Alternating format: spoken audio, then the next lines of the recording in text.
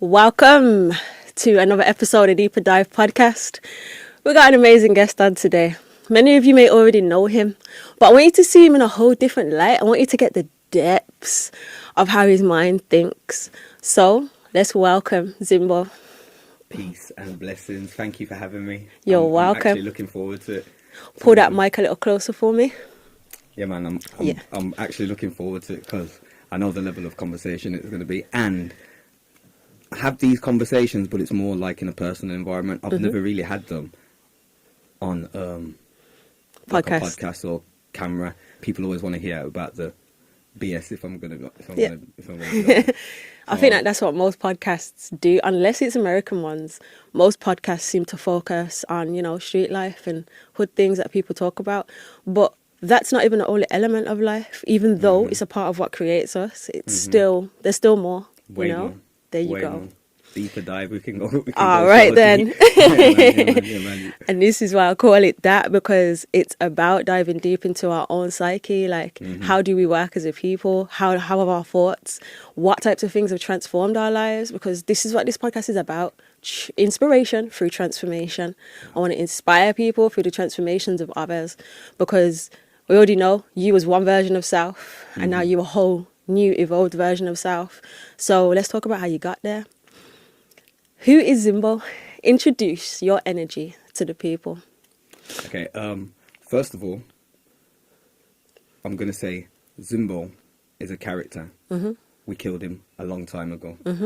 And I feel like every time I go through a transition, whether it's been from very young, there's a slight change in name. So, like, when I first came off like the roads and started to open up my mind to a new way of living, a new way of being, my name went to Zimbo Free Mind.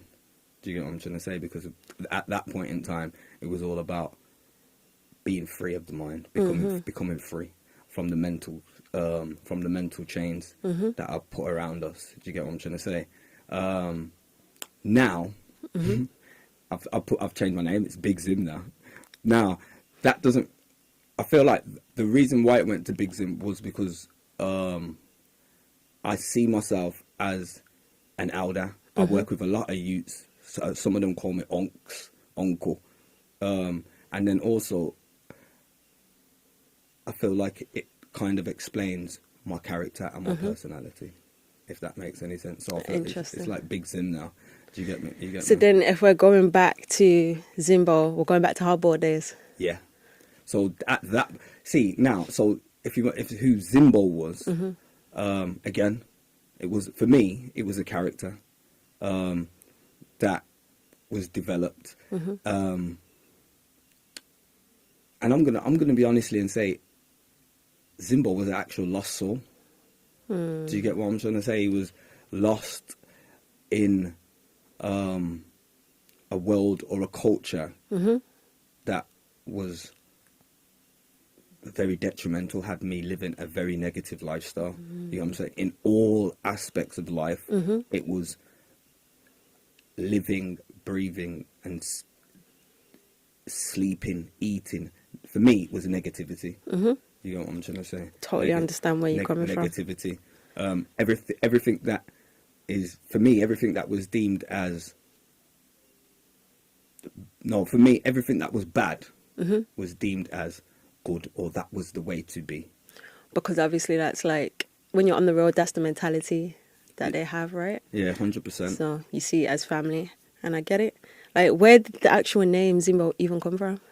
So, you know what? Obviously, my real name's Simeon. And like, people that know me, they know my name's Simeon. When I was young, my uncles and aunties used to call me Zimbo. So that's where it actually came from. My uncles and aunties, they used to call me Zimbo. And so I started calling myself Zimbo. Then when I started to get to the bad boy days, the gangster days, in fact, one of my older brethren says, yo, I'm not calling you Zimbo no more. I'm calling you Zimbo. Zimbo sounds harder. It's basically, Zimbo sounds more like a bad man. I'm calling you Zimbo. And I ran with it. So that's where it actually came from. Interesting. Like I ran with it. A man just gave me like, yo, Zimbo sounds like I'm more of a bad boy blood. I don't think I've ever asked you that question, to be totally honest. So it's interesting to see. That's literally where it came from. Like, I remember the day when my brethren actually said it to me. It's like, it was in my house, and at them points we had house phones, and I was getting prank calls from like youths in Handsworth, phoned in my house talking, and my man come on the phone and just backed him up. Yo, they come off the phone. I don't think anyone phoned my house again, but that time he's like, yo, blood, calling you Zimbo from now on, you know, blood, car. Zimbo sound more harder, blood. Yeah, yo, you know what I'm trying to say. And at that point in time, I was very influenced by my older peers. So I'm definitely running with it, you know. So how did you even get caught up in that life? Like, I know how easy it can be. Obviously, born and grown in Les Isles, I get it. I get how easy it can be. And obviously, I was around all of you lot.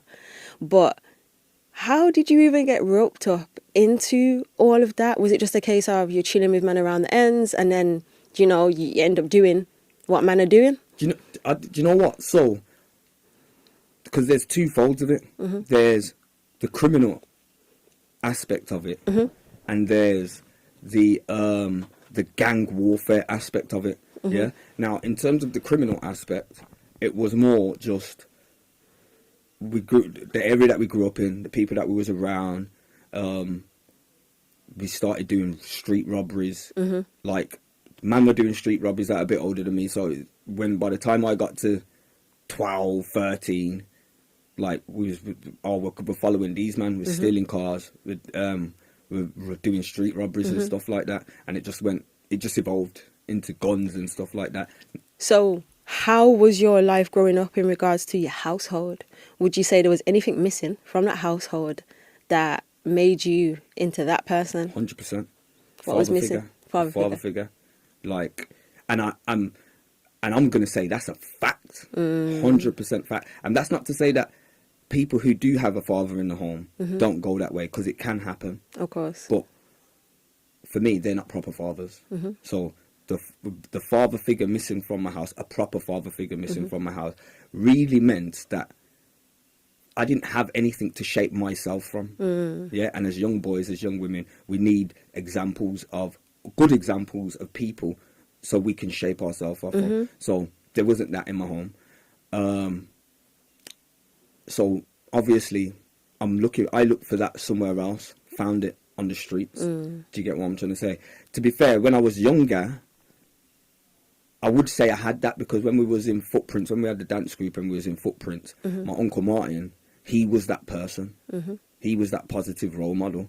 And we spent so much time with him. You said dance group? Yeah. So you was in a dance group with who?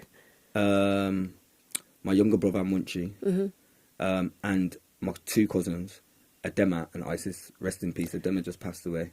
So love and blessings. Rest in peace. She just passed away.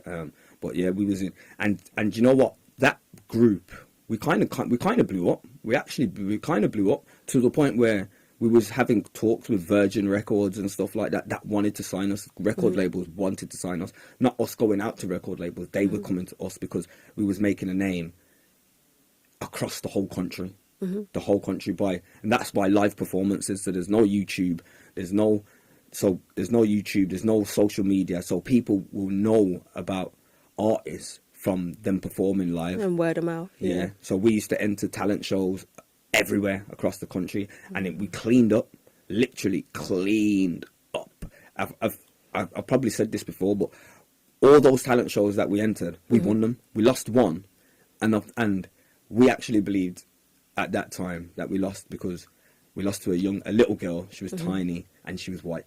I'm going to be honest, and we was in a white area, so we believed that's the reason why we lost. But it got to the point where we're entering competitions, and they're saying, "Yo, we've heard about you guys. We're not going to let you enter, but come and perform as special guests, and we'll pay you and stuff like that." Wow! So that's the point where it got. We've heard about you. We're not going to let you enter because you just know you're going to win anyway. And that happened on a number of occasions because we was winning everything for a good 2 years. We was winning everything. So what made you stop that? Okay, so like when the record labels got involved, now there's money involved. Do you get what I'm trying to say? And between parents, there was bickering. Bickering because now money's involved. Do you get what I'm trying to say? So between parents and my uncle Martin, there was a bit of what you call it, and I wouldn't even necessarily say it was my mum or my mum, because I don't think she was really bothered. It was really about having something to do. So because now money's involved, and I'm going to say, when people are on low income and they don't see money, when money gets involved, you have feelings and, I should have this, we should have that, and then it literally broke away. It's like a crab in a barrel type of mentality. Yeah, the crab in a barrel. And you know what's mad? The moment we stopped doing footprints, I hit the streets. See, look at that. Within 12 months, I was doing robberies and stuff. So that clearly shows that youths need to have something to focus on in order to make sure that they don't get into those moments. I teach these things. I teach these things to professionals, to parents, and say, yo, if you're children, they need an extracurricular activity. They need it. Something that they're doing 3-4 times a week that's giving them something to do. And the proof is in the pudding, because when children have that, they grow into something else. I could say, I can use my own children as an example. I always do. They hate it. But I always use them as an example. And I tell them, you guys are the example. I'm sorry, but this is what it is. Do you get what I'm trying to say? Now, they've always had something to do, to the point where you didn't have a choice. You have to do something, which was taking up your time 3-4 times a week. Do you get what I'm trying to say? Now, my daughter's 19. In 2 weeks, she's going to uni to do performing arts, and she's done that. She's done dance from she was about 6-5.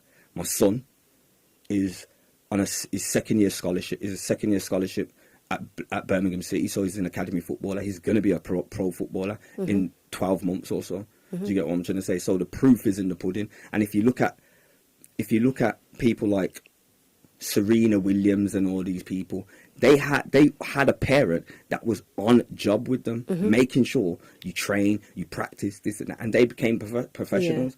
Do you get what I'm trying to say? And I think especially if it's something that the child likes to do, they're going to want to do it even more. Nah, 100%. The worst thing about it, even with my oldest son, so I've got a younger son as well.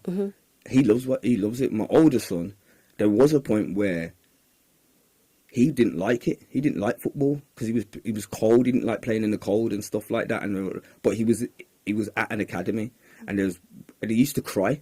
So when we're taking him, he was like under 8s or 9s. He used to cry. Wow. And there was I'll be honest, one time I flipped out on him, just raw, because he's crying, and I flipped out on him and says, look, I went crazy and started shouting. I said, look, if you don't want to do this, then let's just stop. I'll make you join a Saturday team, a weekend team. You'll train once in a week, and you'll go play Mac games on Saturday. Like, all this, we're taking you to all the other side of Birmingham 4 or 5 times a week. Like, that's pressure on us. So if you don't want to say it now, and we'll take you out of the academy. After that, no problem. He stopped that. All the crying and all that stopped, because I put it on him. He got the choice. Like, this is your decision now. You make the decision. And he was only probably 8 or 9. But since he's a pro now. So do you feel like for boys, do you feel like they need that type of energy from a male figure in order for them to grow in a specific way? See, the best thing about it? I would say yes, to a degree. To a degree. Now, it all depends on the child. Do you get what I'm trying to say? It all depends on the child, and you have to, with my youngest then, even though he gets that energy sometimes, but for me, he just knows now. So I don't like it's. So I can't. You know what? I'm actually gonna say yeah. I'm actually gonna say yeah, because I feel like when they don't have that, they feel they can do what they want.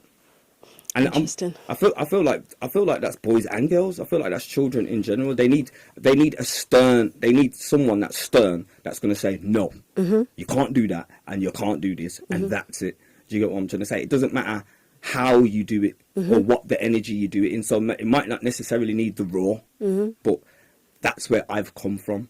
So that's what I know. So you say that's where you've come from, and obviously there wasn't a father figure in the household. But does that mean mommy had to be that way? Yeah, defo. Like my mom was, and the thing with my mom had, because I was speaking about this yesterday, my mom only had boys. And there was 4 of us in one household, so we grew up in a boisterous household. We used to fight every day, and even if we're not real fighting and someone's crying, we're play fighting. Do you get what I'm trying to say? So I feel like my mom did have to be like that. Shut up! Be aware of that, because. So she had to literally have that masculine energy about her. Yeah, she raw did. She raw did. She defo did as well. Otherwise, I mean, even though she had that, she had that, it still wasn't enough to keep us from wiling out and going too far left. Do you get what I'm trying to say? It still wasn't enough, because the reality is, for me, by the time I got to 14.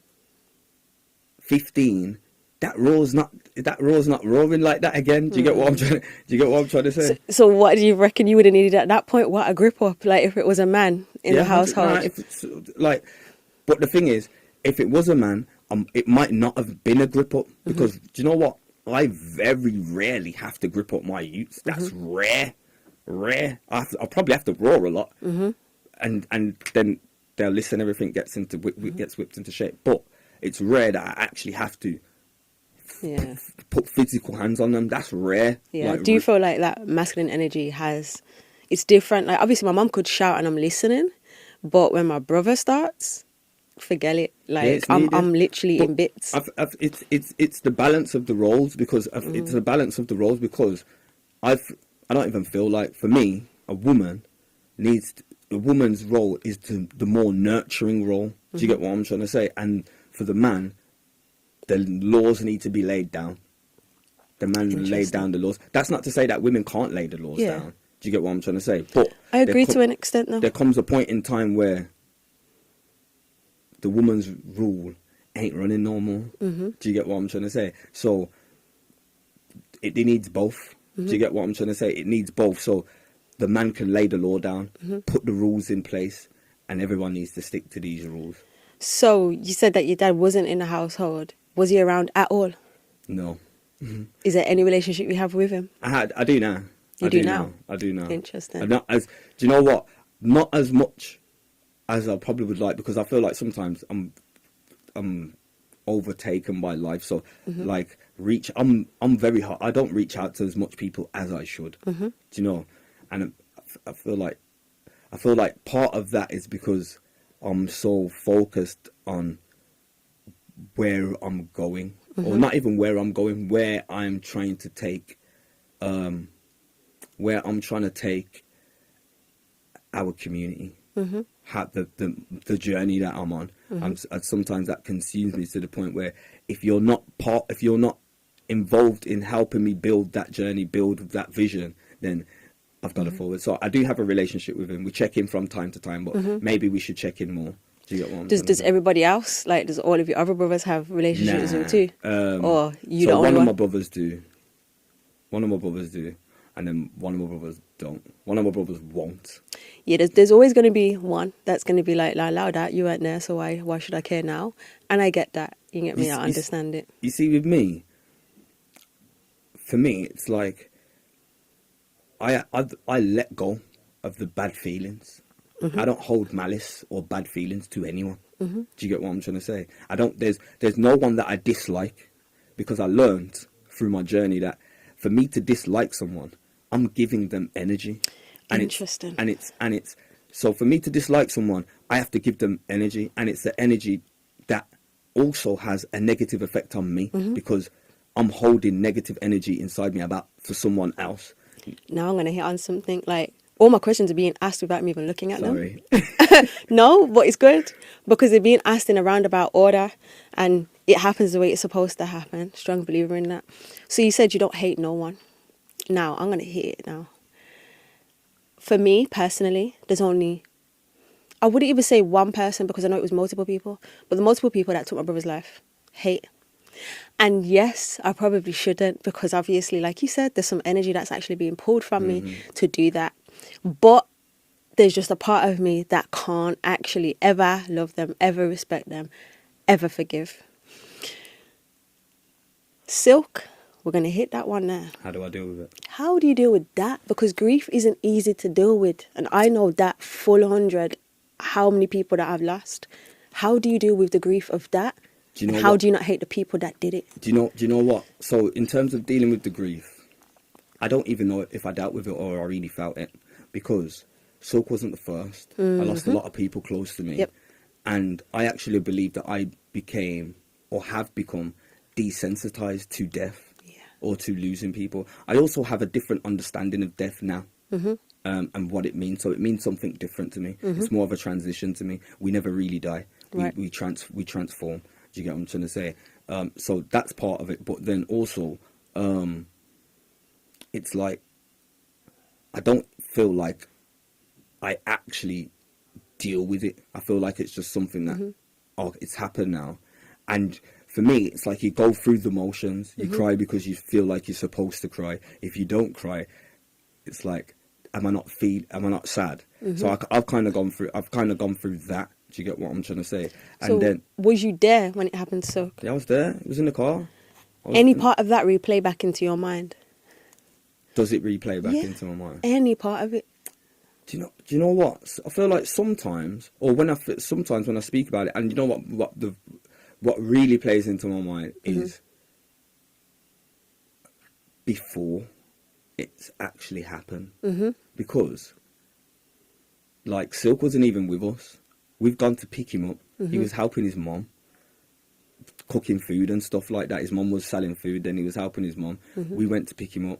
And to be fair, we weren't going to do badness. So we wasn't on badness. I was going to the other side of Birmingham, and we just got caught in traffic. What comes into my mind is the moment we saw the other guys. I didn't see them. That's what's crazy. I didn't see them. Time slows down. Man said, yo, them man are there.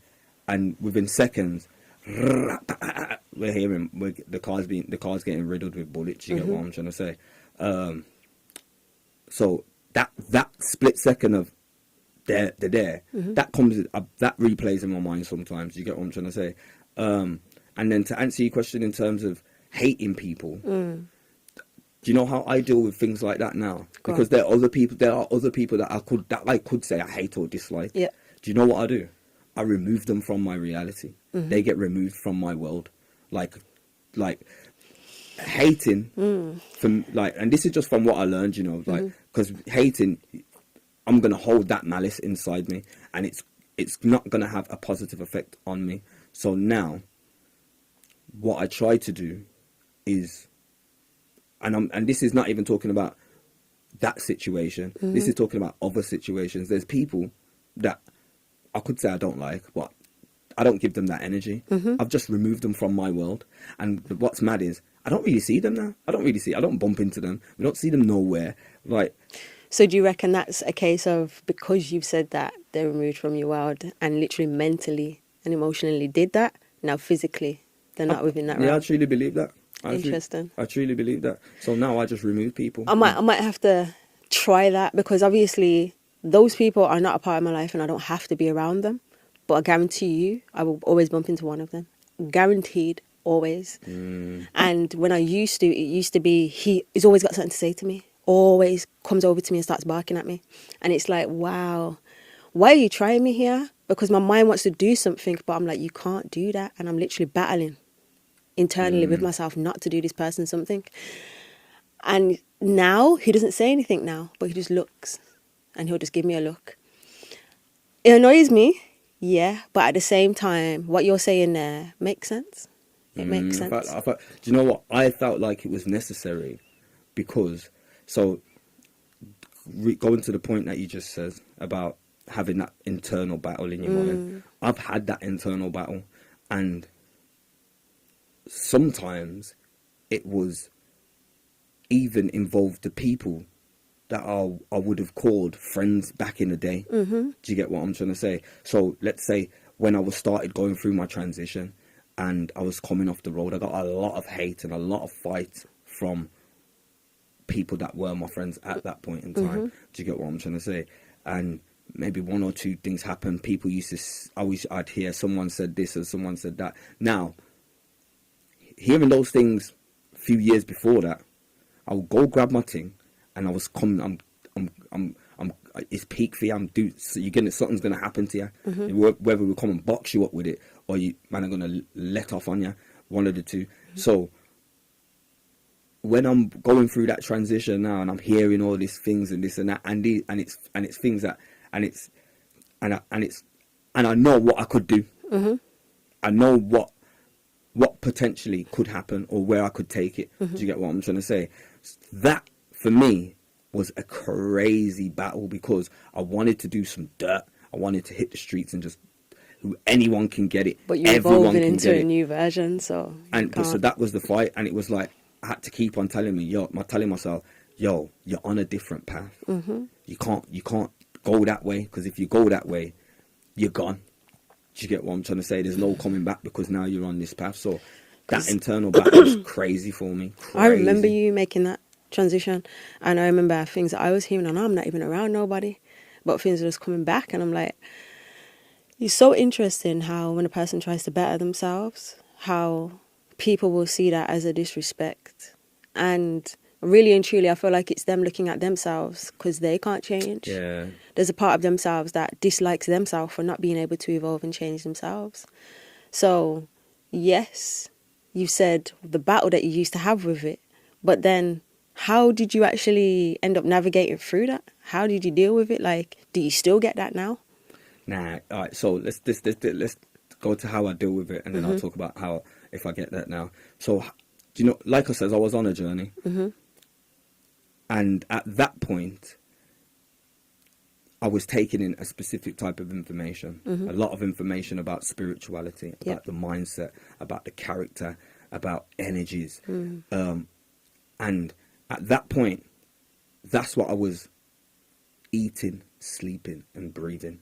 I wouldn't watch any TV. I wouldn't listen to any music. I was just watching videos, doing research, finding books to read. Like that was my life. If I'm not working at that point, I was running a business. So if I'm not doing things around my business, I'm taking in this information. Do you get what I'm trying to say? And that, I'll be honest, that's what kept me going. That's what kept me pushing, because I was learning so much, and I was getting new understandings of everything. And do you get what I'm trying to say? So for me, it was that journey that kept me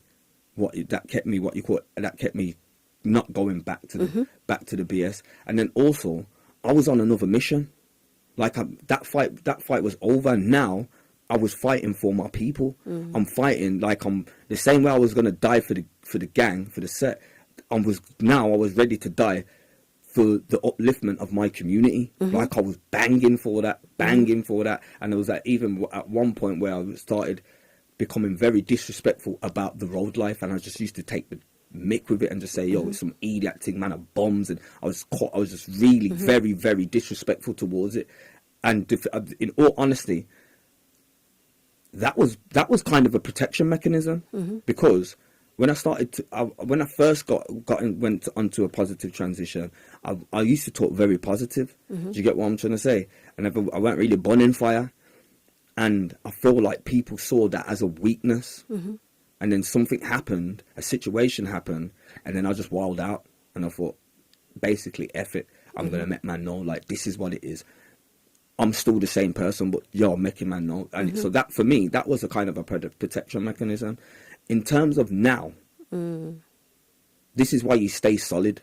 So for everyone out there, this is why you stay solid in your thing, because now everything's changed. Everything's changed. Like, most of the man them that was fighting against what I'm saying, now they're talking the same thing. In fact, I even said it on my Instagram the other day, on one of my stories. I says, and I was kind of being a bit cocky and saying, but it was in some truth. And I was saying, look, people need to realize when I'm talking certain things and they're not understanding, it's because your mindset hasn't reached to where mine's is. A lot of the time, when I look back, I've seen I'm kind of 10 years ahead in terms of where my people are, my circles are. With loads of things that I've done, I've been ahead. And then it gets picked up 10 years later, and this is what everyone's talking about. I get it, 1,000%.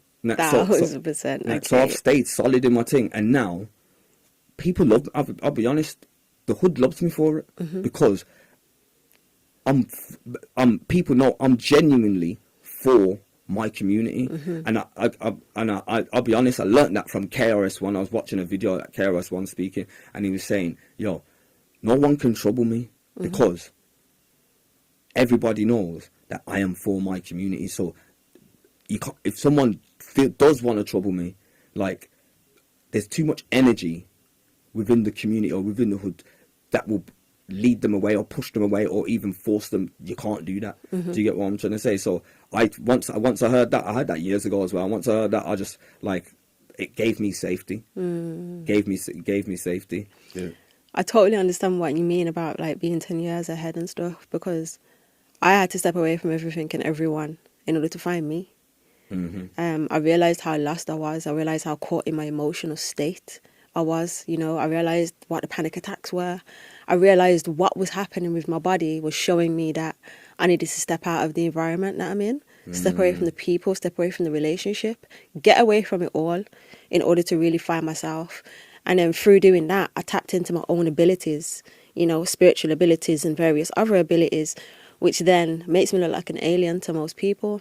But that's cool. I don't mind, because I found self, you know, and there's nothing more rewarding than that. No, nothing 100%. More rewarding than that. 100%. So, are you currently working on anything at the moment? I know you got the company called Minds Eye Development. Tell us a bit more about that. Minds Eye Development, we're a CIC. I'd say there's two different pieces of work that we're delivering. One is working with young people, and that's really, we're doing some intense mentoring, focused on developing relationships, developing positive relationships with young people, so we can have a positive influence on their mindset and their life, and maybe if they're looking up to us, they can begin to shape themselves from our mentality. Do you get what I'm trying to say? And we deal with impact. I don't care about ticking boxes. I deal with impact. I want to see change. You get what I'm trying to say? If we're not seeing change in these children, then we go back to the drawing board every so often. What can we do? We're not seeing any change. So we focus on changing personal development and changing a young person so they become positive young adults. Another thing that we do is, so we've developed a framework of community engagement that leads to social action, if that makes sense. So we have discussions every month based on community issues. From those discussions, not all of them, but from some of those discussions, what we like to do is then bring together smaller groups after those discussions to start looking at, okay, as a group, do we have a taste to do something about it? Is there an initiative? Is there a project that we could put in place, develop, to address that issue or to help address the issue? And we've been through the process a few times now where a few projects have come from it, in the sense of we're about to deliver a men's development program, looking at how men can play a better role within the community. Do you get what I'm trying to say? And there's one or two other ones. So there's the youth work that we do with children, and there's that work. Then that work also leads into health. So over the last 2 years, we've done a lot of work with public health and Birmingham City Council, looking at addressing health inequalities for Black and African Caribbean communities. So is there certain, sections of people, even though you said for those particular communities, is there sections of people that they're focusing on, for instance, like pregnant Black women, that type of stuff? So they're focusing on Black and African Caribbeans in general. In fact, to be fair, so the first contract we had with them, that was for working. The first contract we had with them, that was for working with young African Caribbean boys and African Caribbean women, and we set up a youth council through that project and supported the youth council to sit in chair meetings with public health, city council, and all these bodies, and really make decisions and about how we should be served as a community. So I don't think we don't. There's not specific, but it's for our community. For our community. At the moment, I would say we are a very we're a very male organisation. Do you get what I'm trying to say? Because we've only got men in the organisation, but what we want to do is bring more women in. So do you get what I'm trying to say? So it's not just men. At the end of the day, if we're speaking about issues around women, we can't deal with that. We can't manage issues around women. We shouldn't even have anything to say, in all fairness. So we do need females within the organisation, and there are a few females that we can reach out to, but we want it. We're building. We're a small organisation, but we've done quite a few big things. I see when you speak about Minds Eye Development and everything that you're doing, your whole vocabulary changes. The way you conduct yourself changes. I become professional. Yeah. Is there a reason for that? Like, how did you get to that point? Or was you just always that guy, but really, when you was rolled, it just didn't come out because you couldn't? So I feel like I've always been a conscious person anyway. And in terms of intelligence, or I feel like I've always been at least a bit intelligent. You know, I feel like through my journey on the streets, I lost that. So not to say that I couldn't.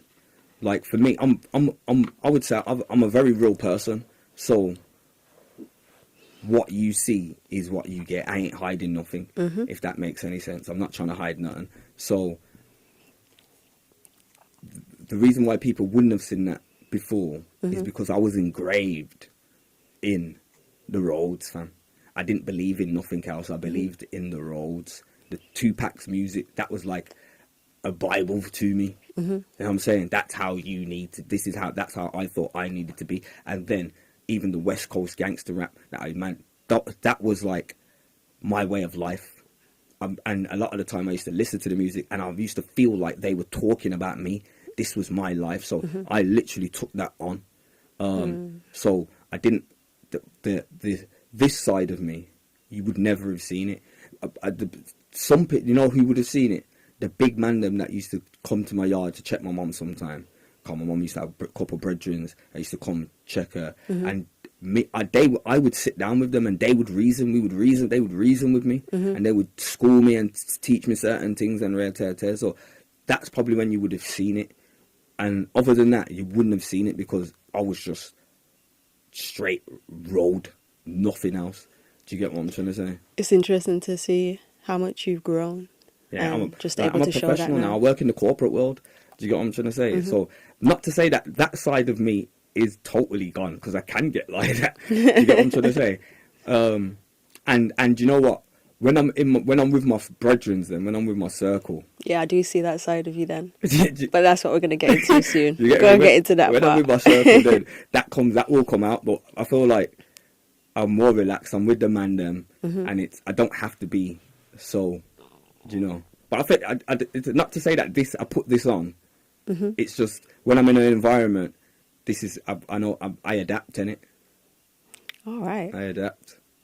Yeah, I'm gonna go deeper into that in a sec. I'm a multifaceted human being. You know what I'm saying? They've got layers and layers. That's how it should be. We're multidimensional, so it should be that.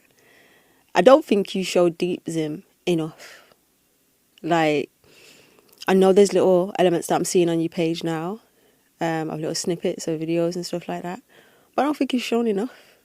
So there's a reason for that. I feel like. Why is there? What's the reason?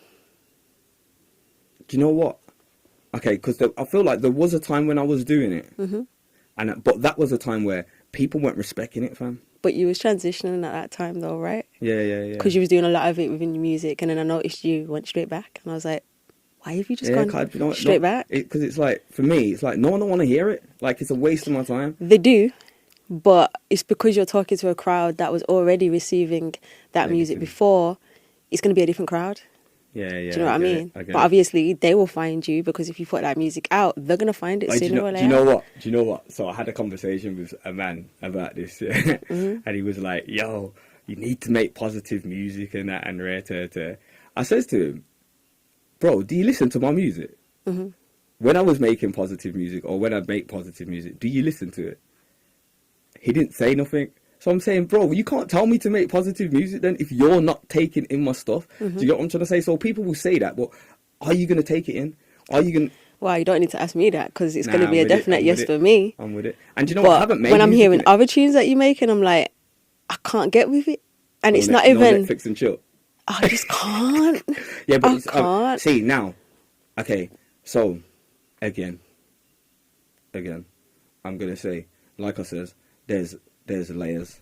So, that there is part of that in me. Do you get what I'm trying to say? There is part of that in me. It's not, I haven't totally wiped out everything. You know what I'm saying? There is part of that in me where I do like to party and bullshit. Do you get what I'm trying to say? But, you know what? The thing is, I actually want to be more like that. I do want to be more like that, even with my music. But for me now, it's a waste of time. Music's a waste of time. I ain't made music in ages. It's not a waste of time at all, man. It's an expression of self. Yeah, I know. I've been wanting, you know what? And you know what's mad? I've been wanting to write now. I've been wanting to make music, yeah. Come on then. And you know what? This is my excuse right now. I don't know what to talk about. Nah, man, you got so much things that you can observe from. Right now, I don't know what to talk. I'm not having that excuse. I'm not having that. So you know, it's like it's so hard. I felt like it's so hard to find that balance, because when you go too deep, it's like, and I can go too deep. Go deep. And it's like people are like, oh, bloody. That's not the customer base for it though. Like, they're not gonna understand to see it because they're not deep themselves, and it's not even a disrespect to them. Like, you shallow, you want road stuff, you want stuff that's just basic ABCs. Yeah, I want to talk algebra, you want to talk ABC. So I really feel like more of that music needs to be put out there. That. And even Americans, like, they resonate with that stuff. Like, because they get it. They get the esoterics. They get when you're going to go deep in different layers. They get it. They overstand it. And the reason why I asked you that, like, I don't feel like you go deep enough, because I feel like it's a side of yourself that will also bring a lot of the youths that are into that. There's loads of these youths right now that are on this wave. Okay. Whether we realize it or not, they are really deep. And they are tuning in, and they are going in nature and grounding, and they are eating healthy, and they are doing these things. So when they have role models that have been through that type of life and then decide to convert, like, then they're looking at them in a different level. Like, yo, if you can do it, then, you know, man's going to carry on doing this. Yeah, maybe this conversation you'll see something from it, a spot. It's not even a maybe. I'm just going to be in your inbox now. So where's that new tune, Zim? You know what? And you know what? Even not even just the music, but even just like the me just putting little messages out, little videos and stuff, like that will come, because it's been in my mind. Do you get what I'm trying to say? It's been weighing on me, like, yo, I want to start doing more content, but just pushing more of my mindset, a positive message, and really giving people an understanding of certain aspects of life, or giving people the way I understand certain aspects of life. I think it's necessary. Like, the more you show that part, the more you're going to attract people that resonate with that, and that will be powerful to do. No, therefore, thank you. I'm on it. You're welcome. When it comes to the body and the soul, what's your views on it? Obviously, body's a vehicle, the soul's in there, having that vehicle to wherever it is that I need to go and do what I need to do. What's your views on these types of things? Are you Israelite? Because that's the energy that I get from you, Israelite energy. Are you an Israelite? Do you have any religious structures? Okay. So, first of all, I'm an Israelite, but not from any religious standpoint. Right. I'm an Israelite because I believe that's where our people came from. I believe our people are the original Israelites of ancient time. And my beliefs have come from, I'm going to say, years now of studying, research, watching videos, looking at books that were written in the 1400s, 1500s, 1600s, and following the journey. So, you know what's mad? When I first heard this, and man was telling me, and it was Rev that used to tell me, yo, man, are Israelites and that by blood. But I'm saying to him, all right, safe. Cool. But if that's the case, then how did we go from being Israelites to just being black? where's the link? Do you get what I'm trying to say? Where's that connection? Before I could literally take it on truth, I needed to see that. And I didn't even get the answers from him. I studied it, because most of the Israelites deal with the Bible and they come from a biblical perspective. I went into history and I started to follow history and started to follow the journey of certain people, like people within history. And what I learned was, what I did learn was that I learned about the Inquisition. I learned about the Spanish Inquisition and the Portuguese Inquisition, where those Sephardic Jews were sent to, what happened, and that was only 50 years before the transatlantic slave trade. So the Inquisition really just turned into the transatlantic slave trade, like, really. So I studied the history to the point where now I can be solid and say I truly believe that we are those people, because we can go through dates, we can go through places, journeys where we've come from, and it actually matches up, even to the point of us ending up in the Caribbean and being in the Caribbean. Like, a lot of people think we was taken from Africa and taken to the Caribbean, when the real history wasn't saying that, because we was in Europe, we was already around the world. So what was happening is that we was being captured where we was. A lot of us were being captured where we was, and being made prisoners of war, because it wasn't slavery. We was at war with many nations, and at that point in time, we was getting rounded up and captured by a whole heap of different groups of people. So I do believe, as a bloodline, I'm an Israelite. Okay. Do you get what I'm trying to say? I don't deal with religion. I deal with spirituality. Yeah, I don't deal with religion. I deal with spirituality. So for me, there's a big difference. You get me? With you said obviously by bloodline Israelites. Now, lately, I've been really medding on something specific of, do I always come back melanated? Do I always come back to this realm melanated every single time I come back? Because I definitely believe that we can reincarnate. Where we reincarnate, whether it's our decision or not, that's a whole different conversation. But I feel to say that, it's like, well, what if you was a white person in previous life? What if before that you was an Asian person? Then how does that, that melanated energy then resonate with who you are today? It's kind of hard. Yeah. So, do you know what to that? I do believe in reincarnation as well. I believe we come back to, if we don't learn the lessons we're supposed to learn in this life, we're coming back to learn them again. What you're saying about, will we reincarnate into this, back into this culture thing?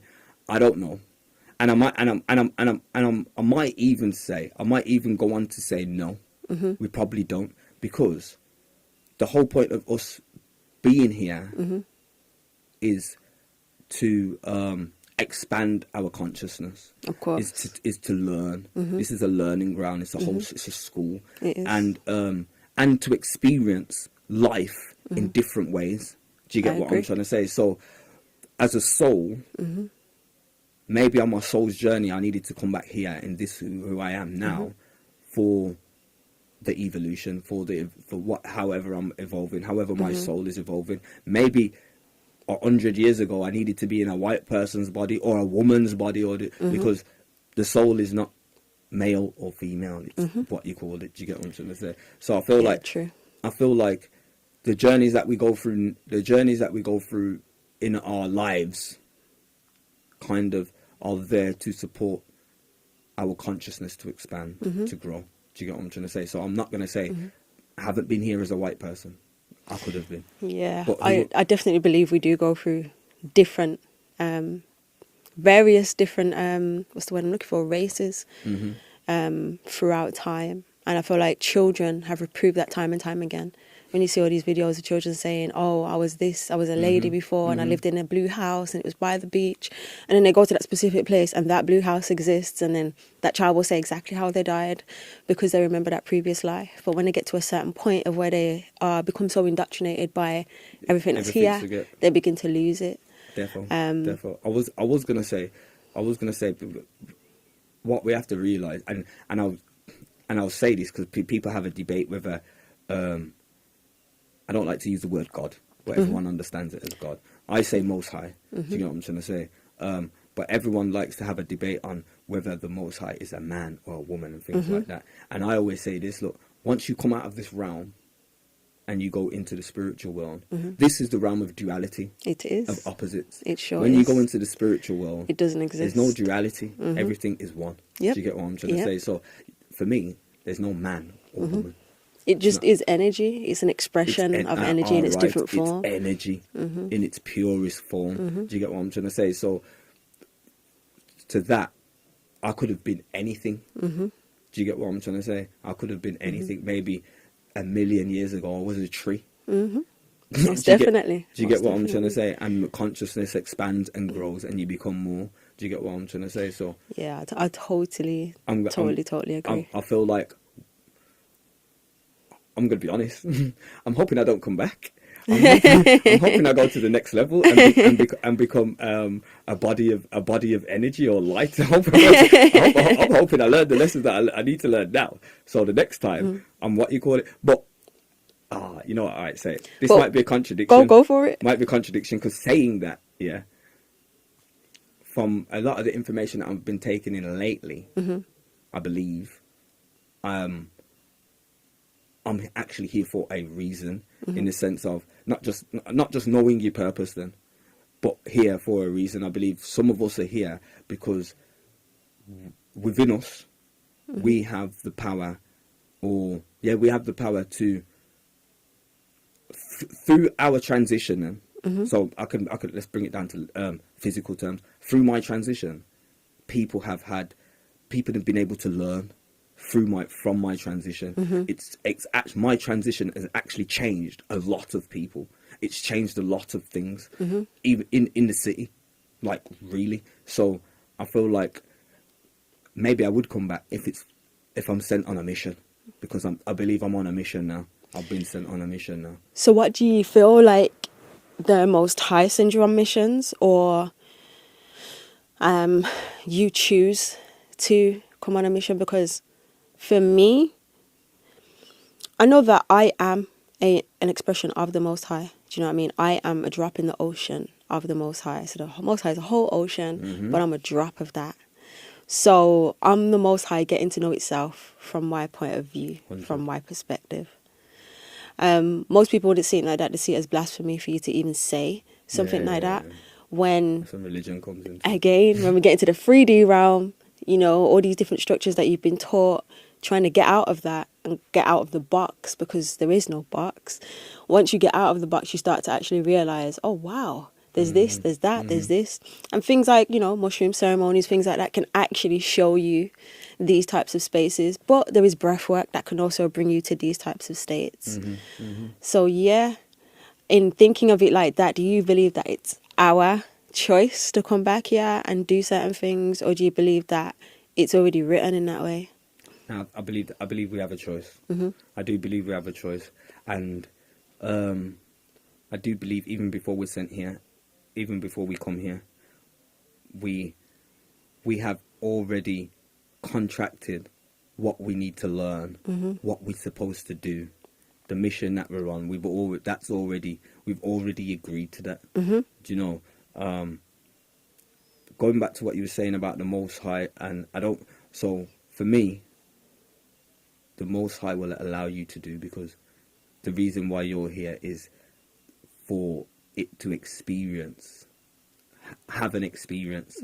Us being here allows the Most High to have an experience that is not all-knowing and all-seeing, if that makes any sense. Maybe I'm talking madness right now. You're not talking madness, I get it. but so we are here for to support that. So I do believe we have a choice. Yeah. The soul has a choice, and there's conscious decisions made based on. But so it's not just a choice like, oh, I'm going to go and do that because I want to go and do it. It's based on how you need to evolve, how the soul needs to evolve, how the soul needs to grow. Based on that, I'm going to do this in this next life. That's how I believe things. That's how I believe it runs. Yeah, I can agree with that. And I feel like the things that we want to learn, we don't get them in the way that we think.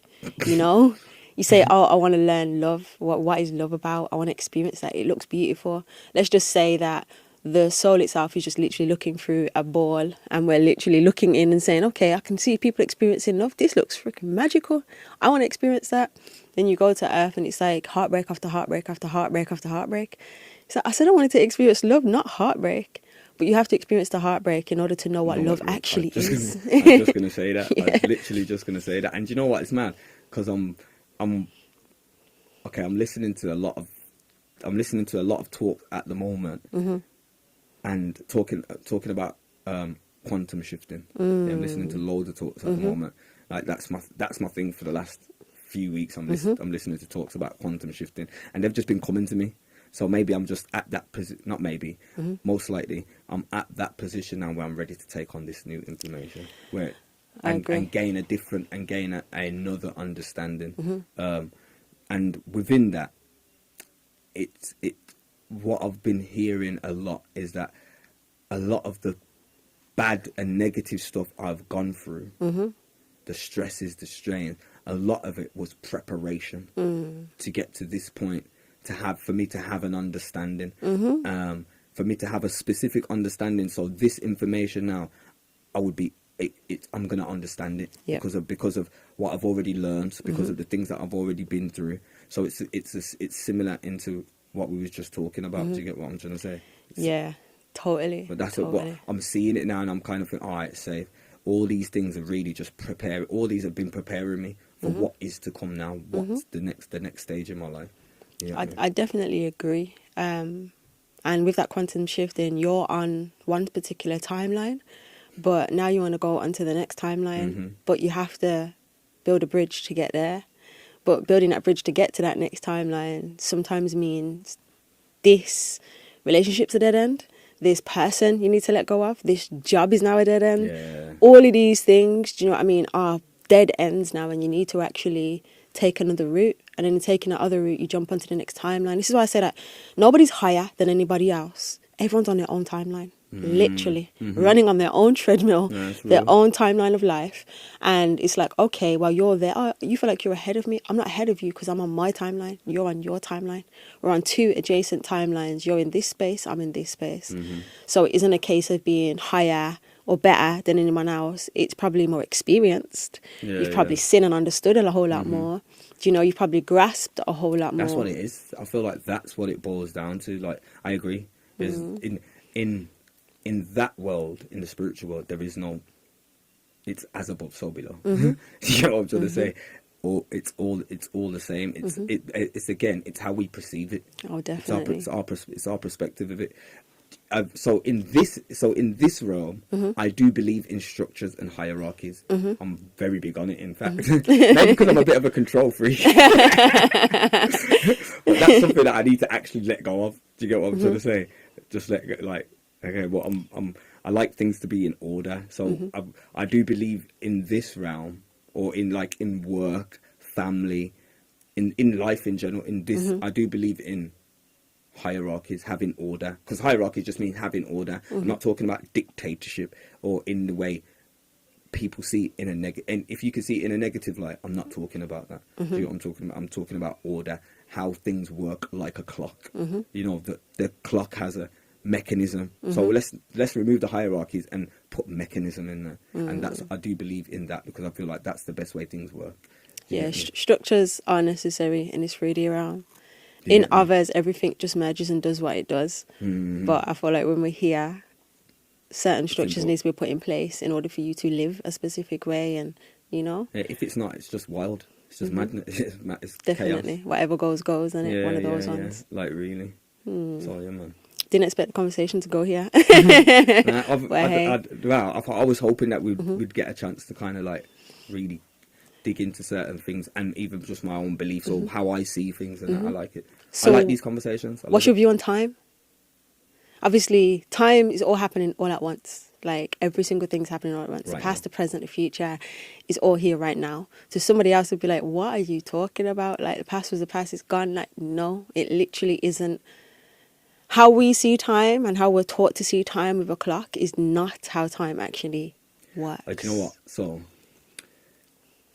want to see if I can. So when you're talking about everything is now, okay, I want to see if I can explain this in a way, in a good way, in a way for people to resonate with it. So, life, the life that we're living now, we actually believe that my hand. So we believe my hand moving from here to here is one movement. Like this is how it's moving. But in reality, that's not exactly what's happening. Yeah, for now to happen. Oh, all right. So from my hand to get to there, from my hand to get from here to here, it's almost everything's a still picture. Every moment is a still picture, and what's happening is our consciousness is traveling through these still pictures, and that is creating the illusion of movement. Do you get what I'm trying to say? So when you're saying everything is now, everything's now. The past is now. The future is now.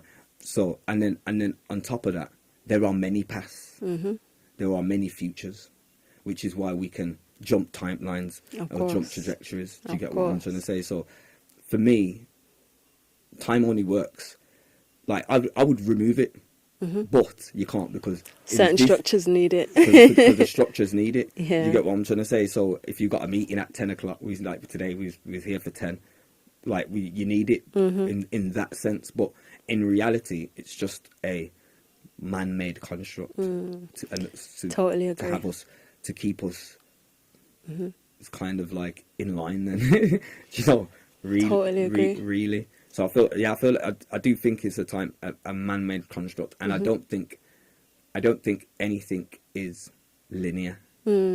Definitely isn't. Even if that's isn't. what we see, it's not linear. We don't even see what's real. It gets made up in our minds. Definitely. Like there's only a small percentage of what our eyes take in that the eyes take in everything. If we could see everything that the eyes take in, we'd just see loads of lights and loads of lines and all. But what happens is our brain takes it in, creates a picture from it, and then that's what we actually see. There's so much that we don't see.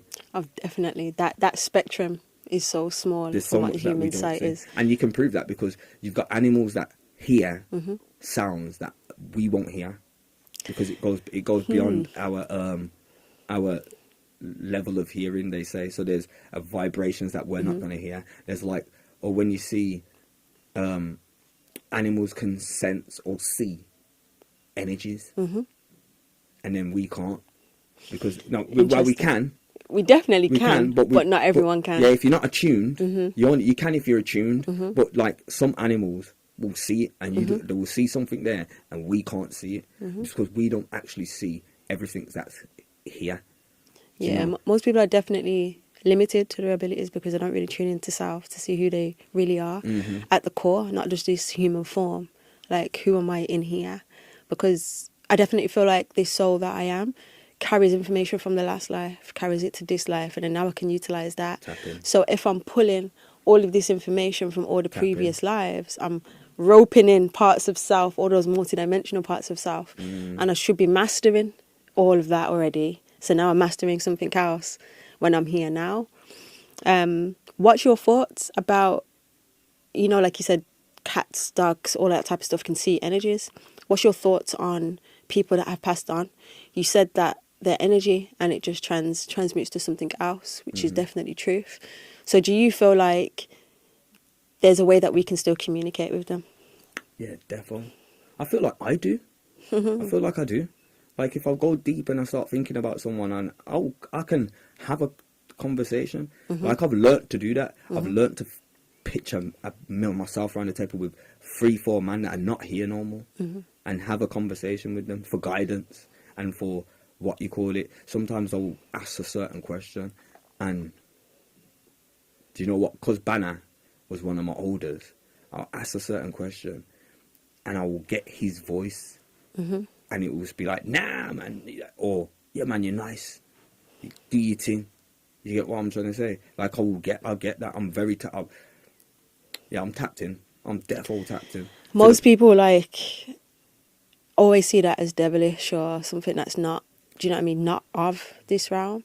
But I don't think most of them actually understand. Like, I can walk in a place automatically and get someone's loved one come to me straight away. And it's so live, like you're talking to me here now. And they'll be in my ears. Please, please, please say this to them, say this to them. Oh, you can the only one that can see me right now. And they're literally trying to get all the information out so clear. And I'm like, okay, breathe. Because I'll feel it in my body as energy. And the waves will start waving through my body. And I'm like, okay, not right now. Literally, this example. Charing Cross Station, London. Got off the tube. As we're coming out, all of a sudden the energy just overwhelms me, and I know what this energy means, and I'm like, okay, cool, just breathe and just keep walking through this. It smells putrid. I'm smelling the most horrible smell, and I'm like, okay, this is a bit much. I'm feeling overwhelmed. There's a particular language that comes out of me before that starts happening, and that language is spoken as light language that it's seen as from other people. But it's an ancient language. It's ancient languages, and it's structured in a way that English isn't. We already know that English is very baby language. So it's structured in a way that it's very universal, very godlike, and it taps in to the whole realm. So as I wanted to start saying that now, and I'm like, I don't say it around everybody because I can understand that some people are either scared of it, don't get it, or look at it as demonic. So I'm just trying to walk. As I'm trying to walk, I'm literally feel this woman come straight into my ears. She goes, please, can you just talk to me? I just need this. I'm like, oh my gosh, not right now. Not right now. There's too many people around. I can't do this right now. I'm trying to walk out. My brother's like, yo, you good? She goes, yeah. She goes, what are you sensing? I said, this woman's right in my ears right now. She's got a white dress on. She's got jewelry on. I feel like I'm being strangled. She's been strangled and she's stuck here at this station. But I gotta get out of here. I can't listen to this woman anymore. Yo, as I'm trying to get out, my brother's like, yo, just do what you need to do. I said, yo, there's too many people around. And then Aaron's like, yo, you good? What are you sensing? Because they already know how I am. And I'm just trying to breathe. I got up now and I was like, I feel like I need to do something for her where she can actually relieve this station. Do my thing, clear, open its portal. She's gone through. My whole body feels like it wants to drop. Got into the station. I just sat on a train. My brother's like, yo, you good? I said, yeah. She goes, all of that detail that you were stating, what her clothes look like, the fact that she's been strangled, the fact that an Eastern European man has strangled her, this, that. And I'm like, yeah, it was so vivid. And I felt like they found her, but they found her after the smell was putrid. So Aaron does some research now. I don't know, he's researching at this point. He's looking on his Google, searching. He goes, yo, what did you say the woman was wearing? I said, a white dress. And she got strangled. And he was like, and what about the man? I said, Eastern European. He goes, yo, look, Charing Cross murder. The woman got found in an actual suitcase, putrid smelling. Her husband killed her. Italian man, white dress, blonde. You couldn't even make it all up. Everything that I stated was in that, and it was a very long time ago as well, nothing recent. I was just like, if there's a time that I was ever saying that my abilities wasn't what they was, it was now was the time to stop doubting that. Now was the time. Definitely. I was just breathing for ages, and then the lizard was like, you good? I said, yeah, I just need to regain some energy. It was like, yo, it seems like it takes a lot out of you. I said, it does, because it's almost like they're trying to enter your auric field in order to be heard, and they know that not everyone's portal's open to hear. So when they find someone that can, it's like, oh my gosh, I just need to get to you straight away. So yeah, a lot of people don't understand that loved ones can send messages, can be right there, can state things that people ain't meant to know, and it's not anything devilish. How you tap in, man. And obviously you've refined it. I've had to. You've refined it. Like, so for me, the best ways for me to describe how I tap in, if I ask a question and it's deep and I feel it enough, the emotions are there, I'm gonna get an answer. 1000%. I am going to get an answer. Do you get what I'm trying to say? And there's loads of examples I can give. I think the one that I remember the most now is a man. No, alright, safe. They was doing like these community awards. You know what I'm saying? This is a couple of years ago. In fact, it was 2020. They're doing these community awards, and it kind of got to me a bit. And I was thinking, I must not be doing as much as I actually believe I'm doing, because I ain't getting no awards. You get what I'm saying? Like, really? I said, am I really doing what I think I'm doing? Am I really doing it, fam? Am I really or or is that just in my head? Do you get what I'm trying to say? Like, really? And it was something that was bothering me, because it made me feel like I'm not doing I'm not doing what I believe I'm doing, or as much as I believe. You're not being recognised for it. Yeah. And you know what? That was in the morning. Yeah, first thing in the morning. By 1 o'clock in the afternoon, a man's phoned me. Says, "Yo, blood, you know what? I had to phone you, blood. I needed to phone you, blood. I just watched one of your videos, fam. And you know what, blood? All that has got me thinking is, I need to change my life. I need to change my life, bro. Look, blood, your video make me know I need to change my life." That's the answer there. Got it. You know what I'm trying to say? And things like that always happen. So if, to the point where now I can purposely do it, I can really, but it's not just about asking a question. It's about the emotion, what I'm feeling when I ask the question. If I have a strong emotion when I ask the question, now if I can generate a strong enough emotion when I ask the question, I'm within 24 hours, I'm getting an answer.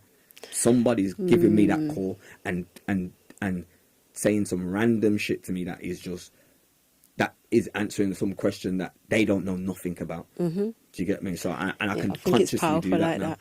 Emotion is very magnetic. We don't realise if we sit ourselves in an emotion that's not serving us at that moment, just because something happened and now we're being the woe me, the victim, and then you're sitting in that space and an emotion takes over you. Before you know it, there's a dark cloud and then there's a blockage in your whole auric field. Like, everyone has a tube from their head that connects to source. Most people don't actually know these types of things, and then a tube that connects to the earth. But if this is blocked, you're actually not going to be able to get those downloads or receive those messages or understand, do you know what I mean, what you're actually receiving. But emotion itself is one of the things that affect how you create your reality. And if 100%. You can't be emotionally stable, mentally stable, those things will mess you up. Just those two things alone. Yes, action needs to be had, but I think it starts with that. Because your emotion is what you're feeling. Emotion is your vibration. It's the frequency that you're it's your frequency. You hit it on the head. Do you get what I'm trying to say? It's your frequency. So if your frequency is low, you're only going to attract low level things. Exactly. And you know, because I do get into states, never for that long, in all fairness, but I do get into maybe a day, or if I'm in a state for too long where I don't feel good, whether it's about my situation or whatever, I'll go bed early. I say, yo, I'm going trying to clear it out. I'm going to sleep. I'm going to wake up different. I'm not staying up like that. Do you get what I'm trying to say? So, like, I'm very aware when I start to feel like that. And I always start to, why am I feeling like this? What's going on? I always start to question it, because I know I'm on a low vibration.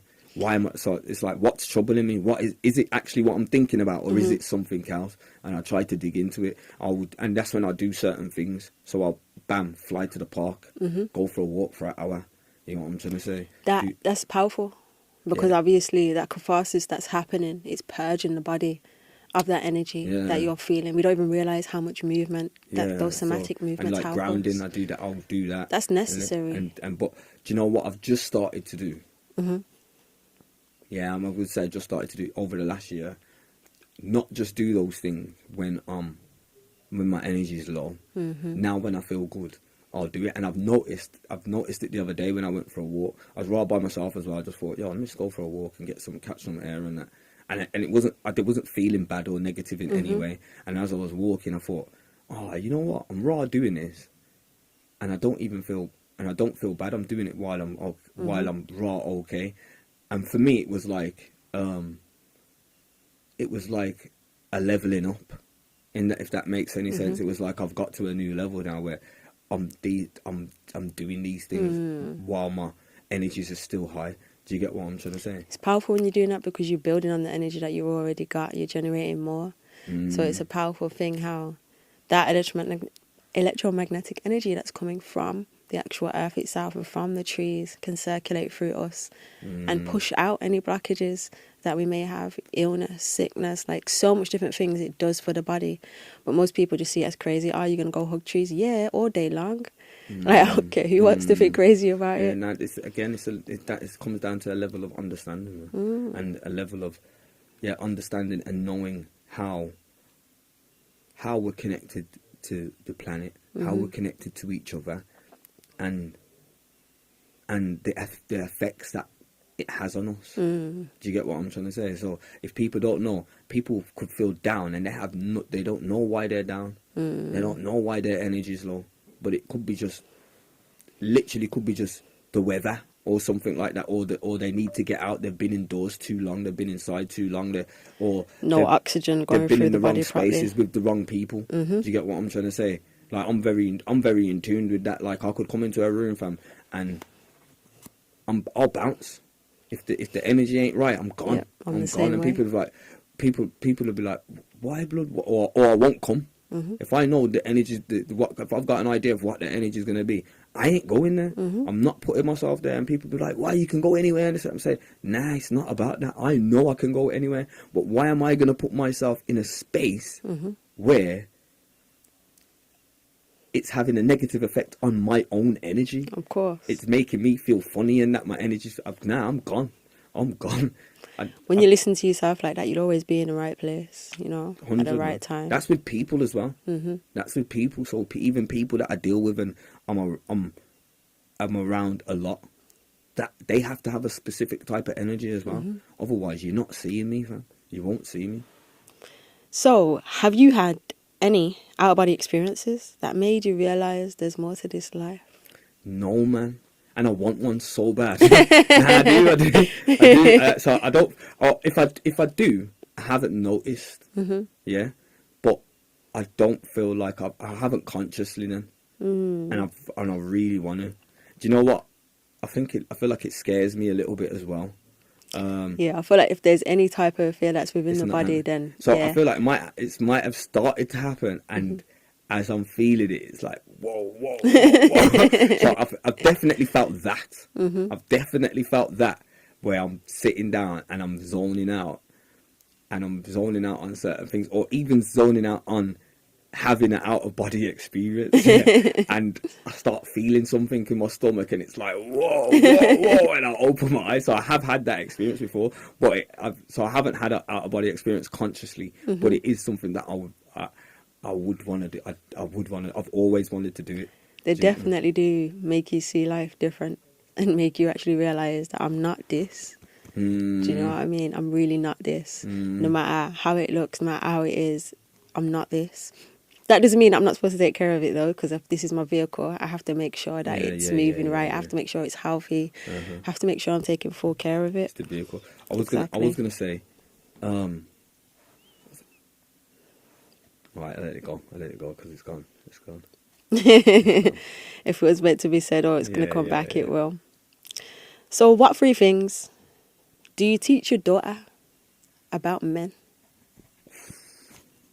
By example. Oh, by example? What would you say the 3 things are that you teach your daughter about men by example? I'd love to hear my daughter. I'd love to hear what my daughter says. Yeah, let's hear what you got to say about it. Do you know what? Okay. I think for by example, yeah, definitely staunch. I don't know how to explain that. So solid, having a solid man. Do you get what I'm trying to say? What's solid to you? Okay. Solid is being able to keep order. Being able to keep order, protection, and love without conditions. Love without conditions, but love without exchange. I don't need nothing back. So I feel like defo that love without having a need to receive anything back. Do you know what I'm trying to say? Even though I do demand loads from my children. Do you get me? But that's for their own personal development. That's for them. That's not actually for me. That's because I want to see them. Yeah, maybe because of me, because that's where I want to see them in a positive. I want to see them become positive young adults, which they are. But I definitely feel like, by example, it's definitely. And obviously, the example is going to be like how you treat your missus. Yeah. Okay. That's going to be the most powerful example. With that, I feel like, okay, in that sense, then I feel like she would see. What's the word? Constant. Something constant. Something that's always there. Like full consistency. Yeah. And again, I feel I'm gonna say order. I'm gonna say order. I'm gonna say order. I feel like someone constant, someone and order. I'm not gonna say love, because I don't know what that is. That's an interesting thing to say. I don't like in terms of what people perceive as love. Then you know what I mean. So love for me, love is totally different. I don't believe in that. I don't believe there is that. So what's love to you? Okay. So, all right, love to me is having a genuine care for someone. Yeah. Regardless of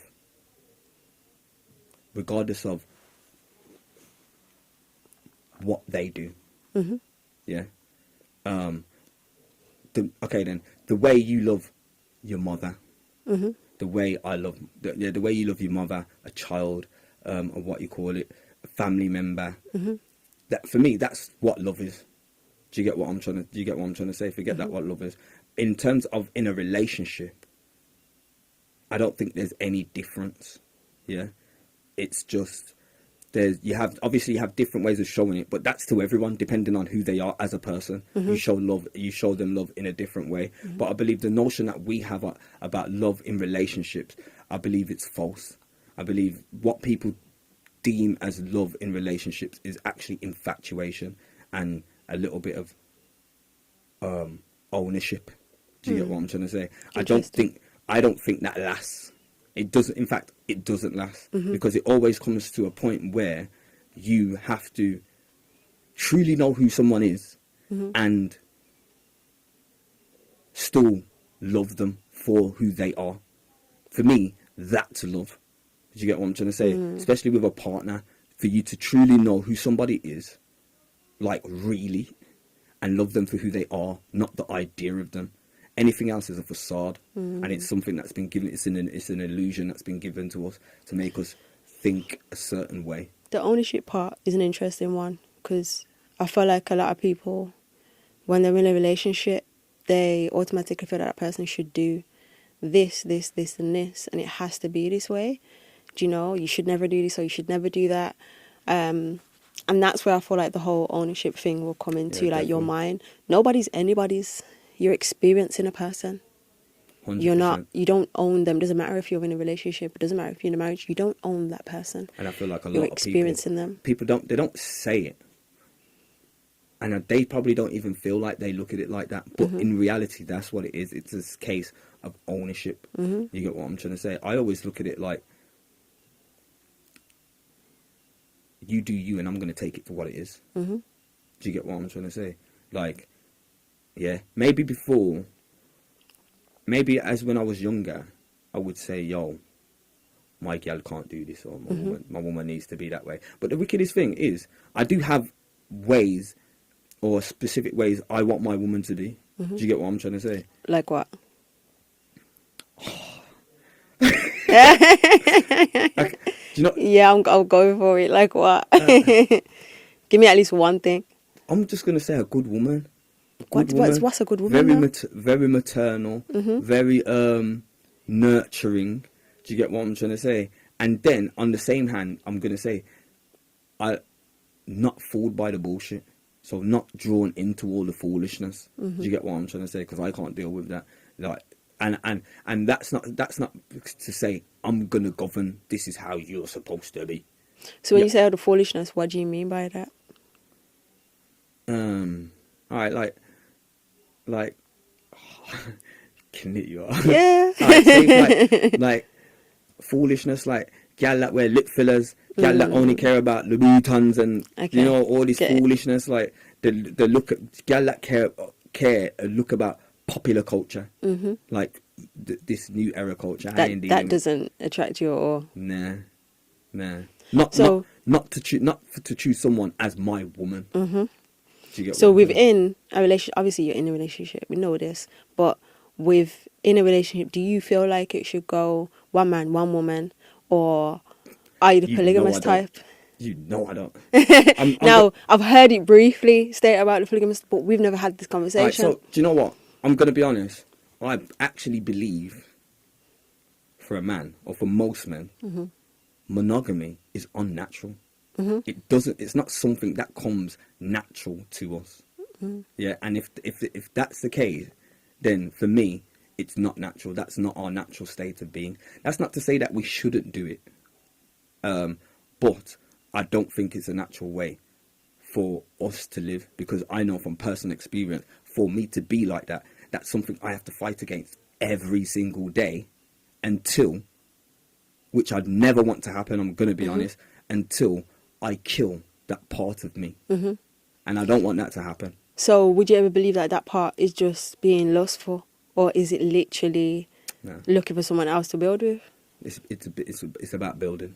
So there's two different things. So it's about building and growing, but it's both the same. So it's about building and growing, yeah. But at the same time, it's like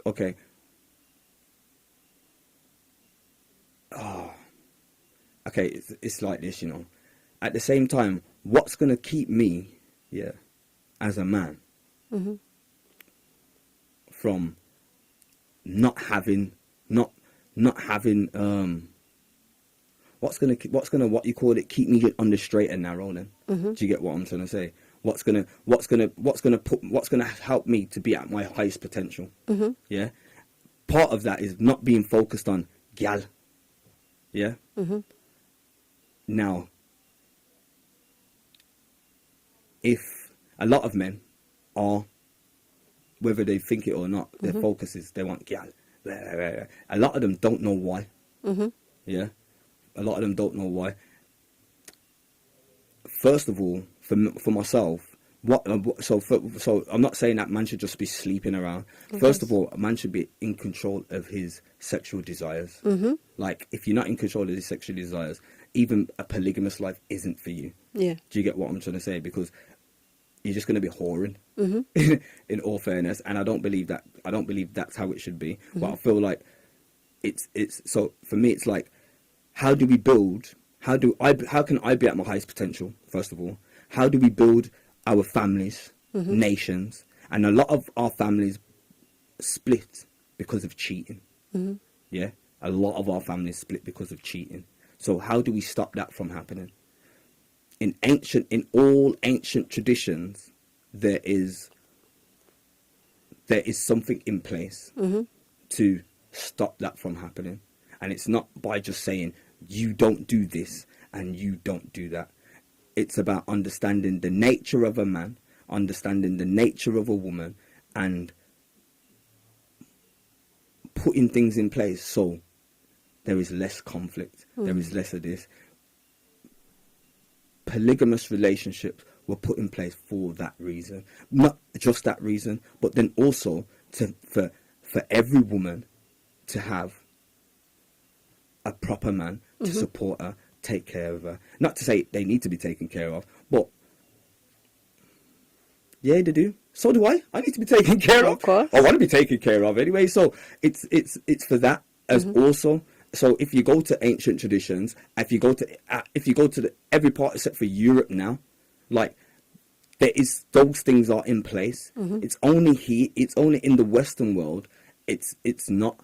Then when you're looking at history, yeah, I'm going to talk about this in so many different levels. When you're looking at history, in the history of the planet, especially great men, there is no great man that has just had one woman. In the history of the planet, there's I've never really looked into it. All right, say if you could correct me if I'm wrong. So there must be something to it. There must be a reason why that's in place. There must be a reason those things are in place. And if we look at our own history, our families were stronger when we didn't have monogamous relationships. When we had polygamous relationships, our families were stronger. Our communities were stronger. We were built. We were built stronger. Do you get what I'm trying to say? I'm going to go so far to say the only reason why we know about monogamous racial relationships is because of the transatlantic slave trade and the Christian church. Like, we wouldn't know nothing about that because that's what brought it in. Like, it was part of when I was learning about the Spanish Inquisition. I'm going to take my do you think? When I was learning about the Spanish Inquisition, learning what they did to the Sephardic Jews at those times, one thing part of what they did was to say, if anyone practicing the Sabbath, we're going to enslave you or imprison you. If you're practicing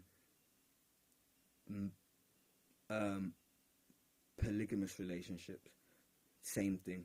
We're gonna enslave you, put you in prison, this and that. They was pushing a certain type of lifestyle for us. That was not us. We was thriving how we were. I'm gonna say through history, we was thriving when we were. And the only time we didn't thrive, it was when we started to live against our traditions. That's when we didn't thrive, when we started to live against our traditions. So for me, that whole notion is I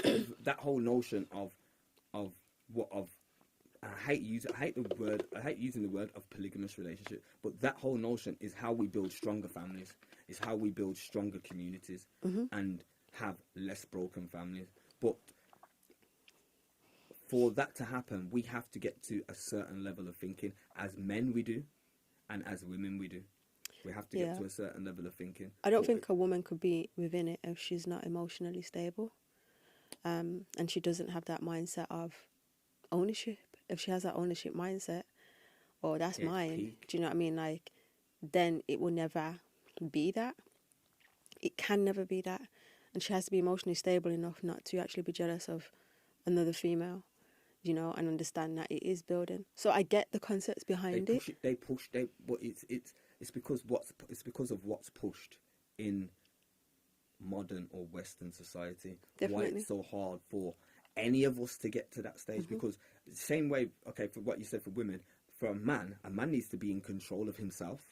First and foremost, I mean, he needs to be in control of himself and his desires. Because having that lifestyle, you've got to. Having one woman is a lot. Do you know what I'm trying to say? So having more than one, you have to be be in the right frame of mind, and the right frame of mind, the right frame of mind to do that. You have to be in the right. It has to be a certain caliber of man. Yeah. Not every man can do that. And are you financially stable? Are you mentally stable? Are you are you stable on all those levels? So mentally stable, I agree. Now, with the financially stable, I actually think, because it's the same as saying, are you financially stable to have a child? Yeah. Now, when I first had children, I don't think I was financially stable to have a child. But when it happens, when it comes, you gotta do it. You gotta do it. It grows. You grow. It will happen. Do you get what I'm trying to say? Especially if you're working as one. Do you get what I'm trying to say? It's so much easier when you're working as one. It's a lot easier. So let's talk about it on a sexual level. Yeah, on a sexual level. The reason why I say I actually believe monogamy or having a man having one woman, I actually think it's unnatural. I swear down, I think it's unnatural. Like I raw think it's unnatural. So even on a sexual level, when we're looking at sex is for reproduction. Yeah, obviously it does. You do have. There are many other things. There are connections in it. There is reproduction. Yeah. As a man, our sperm we produce millions on every day. Every day, female produces one egg. Do you get what I'm trying to say? The fact that we produce sperm on millions and millions, the Most High don't make mistakes, fam. So why would that happen if, like, we're producing millions of sperm on a daily basis? Why would that happen if and a woman produces one egg. So if we was only supposed to have one, wouldn't it be in line? Wouldn't it be in line? Have one. Wouldn't it be in line? It would be in line with each other. Men, we would be in line. So that's a part for me. That's a part. There's so many different reasons, or there's so many things that I've kind of, and this is for me having an understanding of myself. Because when 10, 15 years ago, like I was probably I was a shitbag. If I'm gonna be honest, do you get what I'm trying to say? Like I was just like most of the man them out here doing what you call it. I've had to go through a process of learning about myself. So would you say you fully changed now? Will I say I've fully changed? Yeah. Would you say you're still partly a shitbag or no? Now you know what I'm gonna say. There's a what you call it. There's a mix. Like I wouldn't say I'm fully changed. Like the shitbag is totally gone. You know what I'm trying to say? I can be caught vulnerable. You know what I'm saying? Like right. So, but it's about me now. For me, it's about not getting caught vulnerable. Don't put yourself in vulnerable position. But then also because I'm like this now, this allows me to speak how I speak freely. Because I said this to you earlier. Anyone that is dealing with me, whether it's in a relationship or as a brethren or whatever, yo, you got. I'm on big on. You have to love me for who I am and not an idea of me. So, I need to be able to tell you who I am truly, truly. And if I can't do that, there's a problem. Do you get what I'm trying to say? There's a problem. So I've actually gone through a phase now, or gone through another transition of really, really, really being able to be open about who I am as a person and the way I see relationships, the way I think relationships should be. Even if that's not what's happening right now, I can be open with it. So is your partner on the same page as you when it comes to polygamy? No way. Not on it. Well, I don't think many. No. Don't think many would be. Nah, some would be, but they're just not right. You get me? Because like, if I really wanted it like that, I could have it like. Well, it's not the right. It ain't the right women. Otherwise, if it was, then that's what be going on. You know what I'm trying to say? But again, look again. It's again. For me, I'm on a journey. Do you get what I'm trying to say? I'm on a journey, and the more open I can be about who I am, I feel like the better space it is. Like, if I'm not gonna be open about who I am, then I'm just gonna carry on being a shitbag. Do you get what I'm trying to say? So I need to be able to be open about who I am, how I feel, and especially with someone that I'm with. Do you get what I'm trying to say? I need to be able to be like that. If not, then I'm just gonna carry on. I'm just gonna go back to lying and do dumb shit. Do you get what I'm trying to say? And I don't like that. Love this transparency. I don't like that. You know why I don't like it? Because because when you're doing things like that, it brings internal conflict. You got an internal conflict because or you feel like you're doing something wrong. You know you're doing something wrong, and that brings internal conflict. And those internal conflicts lower the vibration, lower your potential. It brings you down. Yeah, I agree. It literally brings you down. So for me, I live life on how do I raise my vibration? How do I be the truest, like I was saying earlier? Truest version I of want to yourself. be the truest version of myself, regardless of what that is. Now, you either deal with that or you don't. Simple. You either deal with that or you don't. We was talking a lot about polygamy, relationships. And being able to be the truest form of yourself. I think it's essential to be that. Yeah, but do you know what? So this is something for people to really take note of. Do you get what I'm trying to say? Especially for women. Yeah, because majority of men don't feel they're not safe to speak how to really. Nah, they're not. They're right. Go for it. Most men are not safe to really be open about how they truly think and feel. You, like, it's mad. It's mad. And I'll tell there's like I've had man that come stand around me and my brethren, and they're hearing us talk, and they be thinking, you man have lost your mind's blood. What are you man talking about? But the thing is, the conversation that the man will have as man is very different to the conversation that they'll have with if their woman is around. Do you get what I'm trying to say? And for me, like, okay, as a woman, do you really want that? Would you really want that? Really want what? No, I'm not asking you, but I'm not asking you. But okay, all right, safe. Let me ask you. Yeah. Would you, as a woman, would you really want that? To be with someone that has to hide who they truly are around you? No. Do you get me? Because I don't feel like the relationship would be at its fullest point. And if you can't be yourself fully, then what's the point in you being with me? Like, it don't make sense to me, because we're supposed to be building and make each other better than we are. And 90% of relationships are like that, where man really can't. I'm not even going to say be. I'm going to say just be able to say how they truly think and feel. And I've had loads of fight for that, but I've been doing it for years, to the point where, again, I would say you got to love me for who I am and not an idea of me. It's peak. So why do you think it is that they can't express themselves? Is it because women are too emotional? And now we're going to hit onto that point that I hear you make a lot about men, that men shouldn't be emotional.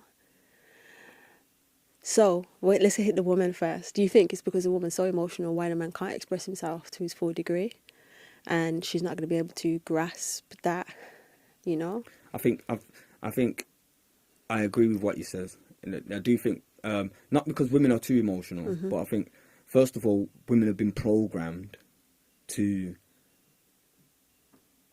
think a specific type of way, and see relationships in a specific type of way. They've been programmed to do that. Anything else is wild, is madness. Even when you have we have these conversations, I have these conversations with women, and I will show them all the logics, and they'll be like, you know what? In fact, someone said it the other day. She says, you know what? I hear what you're saying, but just allow me to be delusional. Wow. Do you get what I'm saying? Like, but that's a huge statement there. Nah, but it was so real, and I had to firm her for it. Like, I raw respect that, because you know what it means. It means that you actually understand what because of the programming, you would rather stay delusional. I also have another saying, which is, and you know what? Some people hate when I say this, but a lot of women would rather live the lie than deal with the reality. And I think we need to start dealing with the reality. Do you get what I'm trying to say? A lot of women would much prefer, they don't mind living the lie or living with the lie, as long as the lie doesn't slap them, as long as the lie's not put right in front of their face, or the lie's not sent to their girlfriend and their girlfriends know. They don't mind living the lie. But dealing with the reality, like, man, them have to keep their mouth, and man, them have to keep their mouth closed, shut their mouth, and all the rest of it, and just go on like they don't think like that. Do you get what I'm trying to say? When 90% of them raw do. Living a lie, like, I'd rather not. Even if the truth is hard to bear for a moment, like, I'm very much a person who's like, tell me the truth. Even if it hurts for the moment, I respect you for telling me the truth. Even if I have to grasp my emotions and walk out and come back and reason about it, cool. I don't think I don't see you in that light anyway. I don't think I wouldn't have thought you would be like that anyway. So when and you know why I say that? Because I say that because you have a higher level of thinking than the normal standard person. So you've developed understanding of many different things. So that means you can develop an understanding, whether you agree with certain things or not. You can develop an actual understanding, and once you develop an understanding, move forward based on your understanding now. Yeah, I feel like I'm very open-minded. Do you know that? If someone's experiencing something, even if it's in a religious state of mind, for instance, and they're experiencing something and it does what it needs to do for them, even if I don't agree with that way of life, that's okay, because I want to learn from you. You can teach me something, even if I don't respect that way of being. I respect you as a person, and I want to hear your point of view, because that's going to expand me in some way, shape, or form. That's what spirituality allows. That is what spirituality allows. Do you get what I'm trying to say? So, yeah, I can't. Yeah, that's what spirituality. It allows us to see things within other things or within other people to allow us to. We either get it or we learn from it. Oh, you know what? I see, but because I remember when I was in jail and man were talking to me and they were reading from the Bible and and they're reading certain things and the spiritual lessons that I'm learning, because when they're reading the Bible to me, I'm seeing the spiritual lessons in the Bible and things, and I have a different understanding of what they're reading now because of the spiritual lessons, the kind of knowledge that I'm intaking. Do you get what I'm trying to say? So, yeah, I forgot even where the conversation was, but you was talking about emotion. Yeah, like, in your words, why does a man have to be staunch and not emotional? Okay. I teach this to kids. I teach this to our young boys because you see when men are when men are emotional, heightened state of emotion, especially if it's negative, you can become, as a man, you become violent. Do you get what I'm trying to say? So you could go and do you could end up doing life in jail because you can't manage your emotions. Now, I might have said it, but I'm not saying you can't be emotional, but I'm saying you need to learn how to manage your emotions, because as men, when we can't manage our emotions, people get hurt or people die. So as a man, you need to be able to keep that in check. Do you get what I'm trying to say? I agree with that. You know how icing it is you saying that a man cannot be or show emotion, and I felt like that was like, what? Why should a man show emotion? I'm very emotional. I'm very emotional. I'll be honest. I watch things on TV and it will bring me to tears. Do you get what I'm trying to say? Not even sad things, but when I see people overcoming something, triumphing, winning, or just something beautiful, it will bring me to tears and I have to be like this and not hoping no one see. But it will bring me to. So I'm a very emotional person, in it, but I'm not emotional how that would be perceived. Then always emotional, you're just getting emotional. Where nah. I manage my emotions, because if I don't, I think that's important. I'm wild, bro. If I don't manage my emotions and I get angry, and it's like I could do anything. I could literally kill someone if I'm not in a space. If I'm not managing my emotions, I could do anything. So do you feel like not managing your emotions before is what, like, got you locked up, for instance? No. I feel like the things that got me locked up, was because of my way of thinking and how I thought I should be. I thought the life that I should live. That's why. The thing is, it's with when it comes to like even violence or doing things, I'd never do it with emotion. It's never really emotion. I can, like, people. Okay, I'll get a quick story. One geezer owed a girl some money one time, and she brought me to go and get the money because he was taking the mick out of her. Do you get what I'm trying to say? I'm normal, calm, chilling, whatever. Geezer jumped in the car. I switched on. I've gone crazy. Now, in that specific moment, you would have thought, I'm angry. I'm coming there. On the way there, I'm angry. I'm upset. When he's left, I'm back to normal. Like through my period on the roads, I learnt to just be able to switch on and switch off, just like that. So a lot of the times, acts of violence wasn't out of emotion. Do you get what I'm trying to say? I think more what I do out of emotion more is rare and start shouting, and that's when I'm get emotional. That's me being emotional, and that's when I've been triggered by something, and I hate when that happens. It's interesting because triggers, more time or not, is from particular traumas that have gone on previously, younger days and stuff.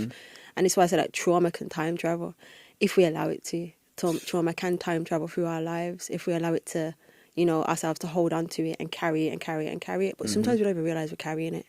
And it's just rearing its ugly head over and over again. I get snappy. I will snap at anything, and then I will think, once it happens a couple of times, I'll think, well, go on, what's wrong with me? Why am I being snappy? You know what I'm trying to say? At least you're able to ask yourself that question. Now, but I'm big on that. I'm big on that. I ask myself a lot. I speak to myself a lot. I think, like, I'm a person that thinks about the way I think. Do you get what I'm trying to say? I don't just, Get it. I don't just allow my thoughts to happen. My thoughts are not just there and just going in and out of my head and just play. I think about the way I think all the time. You know what I'm trying to say? Because that's how you begin to take control of your thoughts. Yeah, that's a powerful thing to say. I think about the way I think. I like that. teach Some of the that. thoughts are actually not yours. I teach these things, man. This is what I teach. Do you get what I'm trying to say? So when people probably, and you know what, sometimes it's because of how I speak. So I can be very blunt. Or just, yeah. Do you get me? But So I'm blunt too, so I get it. I'm not saying that man shouldn't be emotional. Or I'm saying learn how to manage your emotions. Of course. And you shouldn't act based on your emotions. I'll be honest. Now you might disagree, so we can talk about this. I think that is a feminine trait. For a man to be emotional. No, for a man Act from his emotions. To be emotional, get emotional and act on his emotion. As men, I believe we should move with logics and thinking about the outcomes that we want. I don't think you're wrong. Okay. I don't think you're wrong for that, to be totally honest with you, because I see it as this, like, if you're having a discussion within a relationship and you begin to argue with that man, the man shouldn't be arguing back at you. He literally needs to bring some type of structure to that argument, you know, to stabilize your own emotions that's happening at that moment in time. If he knows you, he should already know how to deal with that and already know how to do that. I feel like if he's bickering back and shouting things back, that's very feminine to do. So you get me? And it's not, you know, it's not conducive to the whole situation. And it's literally like two women going back and forth to one another. I don't feel like it's a male trait to do that, to be totally honest with you. Nah, I'm glad you agree. So I agree in that sense. And you know what? It goes back to what we was talking about earlier when we was talking about the female energy is for nurture, the male energy is for more order. And when you look at that, we look at logics is dealing with order. Nurture is more of emotion. Whether, did you get what I'm trying to say? So it just makes sense. It raw makes sense. Do you get me? And you're going to hit on to my next question. I hear you speak about roles in a household. In your opinion, is there a certain place for a man and a certain place for a woman? Yeah, 100%. Where's that place to be? So I do believe the man should be the leader of the home. Only if he's leading right. Obviously, we got some men that are not really. We got loads of men that hate men. Do you get what I'm trying to say? And they shouldn't be leading nothing. Yeah, but I do believe if it's a proper man, stand-up guy, staunch, then he should take leadership. Yeah. But then there's ways to look at this, because when people, a lot of women say, man can't tell me what to do or whatever and all the rest of it. At the end of the day, there needs to be governance in the yard. Do you get what I'm trying to say? And more than likely, it's the man that brings that governance. Do you get what I'm trying to say? With the children, with how the thing's supposed to be set. That doesn't mean, as a woman, you don't get to say what goes on in this house.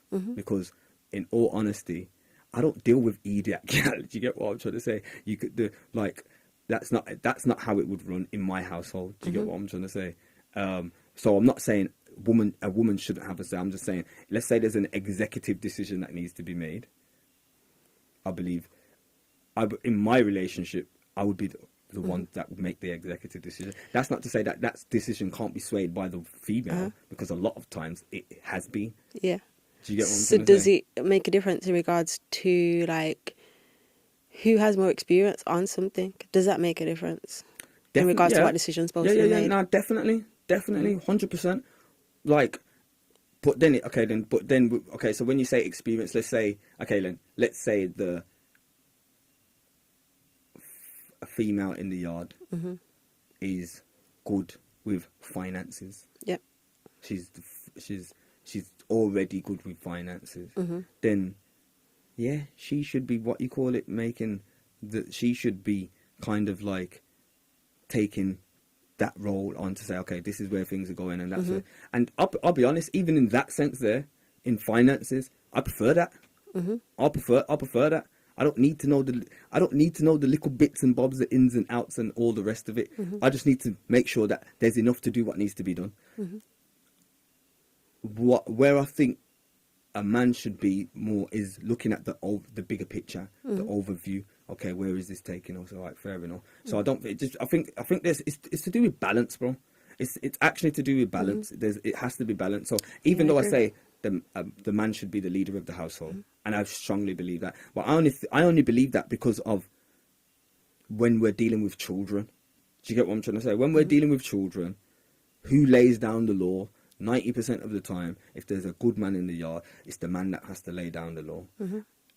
90% of the time, if there's no man to do that, it can get wild. Everyone's doing what they want to do. There's no order. And I've seen that in so many different areas, like so many different households. It's crazy. In fact, a lot of the work that I do with children, sometimes I'm playing a father figure role for a lot of these kids. Like, I'm playing a father figure role. I help mom to make decisions on what should be happening and things like that. We literally help bring stability into households that are not mine. So if I'm doing that, that's for households that's not mine, for children that are not mine. In my own house, of course, I'm supposed to be doing that. It's a no-brainer. I definitely feel like men do bring certain structures to relationships, to households, and sometimes it is hard for a woman to listen to that. And I don't think anything's wrong with it, to be totally honest with you. If he has, the right vision and is going in the right direction and can hold the fort, there's no problem. That's what it's about. I actually see what you just said there. I think that's what it's about. And our community is in a state where there's not a lot of our men that are in that space to do that. Do you get what I'm trying to say? There's not a lot of our men that are in that space to do that, sadly, which has meant our women have had to take on a lot of these roles and a lot of the burden. Do you get what I'm trying to say? To the point where they're very hard. They're very hard-headed. But look, for me, it's set by design. It is set by design. They came for us. They came for the men, and fed us with dope dealing, gang banging, all the bullshit, rare tear. And they went for the same way they went for the woman, as in, I don't need no man in the yard. I don't need no man. I don't need this. I don't need that. Like, so it was set by design. How do we break up the black family? We give the women these notions, we give the men these notions, and this is what was going to happen. This is what will happen. Set by design, all of it. So even going back to all these things, what we've spoke about already, it's literally set by design. Even us when we're talking about monogamous relationships, set by design, because they know 90% of those relationships are going to fail. 90% of those families are going to break up. 90% of the women are going to be single mothers. Do you get what I'm trying to say? And that's what this system that we've been living in has created. It needs to change. Interesting point. Very interesting point to make. It's been an interesting conversation. We've gone into various different things. Powers. You know where I'm going to go now? Go on. And I'm going to keep it 100 with you. It's something that I don't understand about you. Okay. This HighFi Gang stuff. What is that? What is that? Wait, what is the purpose of it? I get raving, I get going out, I get all of that. Obviously, I've not been doing that for so many years now. It's just normal for me not to. What is that? Right, because I see old Zim when I see those videos. Yeah. Do you know what? So in terms of the actual HighFi Gang, it's a brand. You know what I'm saying? We're building a brand. We've caught a little buzz from what we're doing. We got the streets talking. Do you get what I'm trying to say? It's a little brand. In terms of what it is, actually, really, it's people, like-minded people from all over the country coming together. Like, people have made connections. Like, it's about people coming together, like-minded people coming together, who also like to party. Do you get what I'm trying to say? Everyone that we deal with, everyone that's in our circle, in the HighFi Gang circle, everyone's not, like, I had to say this the other day, like, everyone's, like, it's okay for the men that are in the thing, because there's men and women within this circle. For the men, all of them are good dads, bro. Everyone in the circle's got good jobs. We're doing, like, everyone's doing things. You know what I'm trying to say? It's just that on the weekend, might like to go out and let our hair down. Do you get what I'm trying to say? Now, really, it was something that we was like. I've always had periods where I go out and party, and then sometimes I chill. I'm in chill mode right now, actually. But I've always had periods where I go out and I'm partying because, in all honesty, that's a space where I can let loose. I can be free. I can close my eyes on the dance floor and forget where I am. Do you get what I'm trying to say? Like, sometimes I'm gone. I'm not here. I'm in my realm. Do you get what I'm trying to say? Doing what I do. So for me, it's like a space where I can be free. I'm not thinking about nothing. I'm just losing myself to the music. That's where it started. Now, couple of the brothers that in my circle, and it's my family anyway. You know what I'm saying? So my family, a couple of the man that in my circle, my family, we've man was like, what? Like, we're not. What's the point in us just going out for the sake of going out? We might as well build something. We might as well build something. And it was constructed. Let's what you call it. Let's build a brand. Let's build a brand. We even talked about what we're gonna call it. You know what I'm trying to say? And I'm saying, yo, HighFi Gang, blood. HighFi Gang. You know what I'm trying to say? So it's an interesting one. So you know, like I says, I'm not all one thing or another. For me, I like multidimensional. Yeah, and balance. Do you get what I'm trying to say? So it's not too much of one thing or too much of the other. It's about for me, it's about balance. You get what I'm trying to say? And a lot. Do you know what? It's been a good way for us to tap into the streets. Do you get what I'm trying to say? So what else we've spoke about is how we draw people in. Yeah, people get drawn in because they think it's madness. But when you come and spend time with us on a normal day, you're gonna get a very different conversation, because this is the my circles. These are the conversations that me and my circle have. We have enlightened conversations. We speak on a higher frequency. Do you get what I'm trying to say? So again, it's a bit of a camouflage, because people do want to come around us because of that. People want to be involved, want to see what we're doing, they want to come around. But then when you do, especially for youths, like especially for young people, or like 18, 19, 20-year-olds and that, like yo, you man are sick, man. But yo, when you start to sit, if you ever start to sit down with us, then it's the conversation like, yo, what you doing with yourself? Well, go on, rare. Like, what's your state of mind? You know what I'm trying to say? So we draw people in, and then when people actually do come around us, these are the conversations that they hear. These are the conversations that they're getting involved with. Do you get what I'm trying to say? Maybe I'm being judgmental in how I'm viewing it, because I left that lifestyle behind so long ago. So in my mind, it's like that was taken from me being a greater version of self. Yeah, so then when I seen you doing it, I'm like, what are you on? Because I know your mentality and who you're about. I don't think you're being judgmental, because a lot of people will see that and just think, what are these men on? Do you get what I'm trying to say? Like, what are these? Like, really, a lot of people will see it, not seeing it for what it actually is. You know what I'm saying? People just think, man, I just on partying and bullshit. Yeah, we party and bullshit. We're partying and bullshit, but at the same time, we're very constructive. That's just on a Saturday night. Like I said this the other day. People will see man on a Saturday night or a Friday night, and see that and think, yo, man are just on madness. They don't see. It does look like it. It does look like it when I observe it. You don't see on Saturday morning when I'm taking my son football. Do you get what I'm trying to say? When I'm dropping my youths here, when I'm doing, like, I'm doing up family for most of the day. I'm working. Do you get what I'm trying to say? So if I want to let my hair down, I'm gonna do. Like, that's my little. That's my little free up myself thing. You get me? I'm freeing up myself like that. I'm going to go deep on this conversation, but I ain't going to do it here. I'm going to do it like behind closed doors. Because there's other things I want to ask. And you know what? Yeah. I'm going to say? I've said this to the man, but they don't believe me. Go on. When certain things are set in my life, that's going to happen. I will go out less. I will party less. Do you get what I'm trying to say? When certain things are set in my life, because I feel like there's a certain elements of that party life that just don't do good for the evolution of self. No, it's not. No, it doesn't. And dancing, that's cool. Do you know what I mean? Letting yourself There's a lot go of things and that purging. are around it that don't. Yeah, there's a lot of things that people indulge in. Let's just keep it 100. Do you know what I mean? When I used to party, I'm indulging in ease. I'm indulging in all of that type of stuff. I get it. Not no freaking nose fuel, because I was never that type of person. But there were certain things that you're indulging in that you wrecking the body in a certain way. Yeah, you're doing things that the body doesn't want. Even alcohol's like that as well. Very true. Very true. So I don't drink. I ain't drunk for years. Yeah, and I feel like it's a balance. And you know what?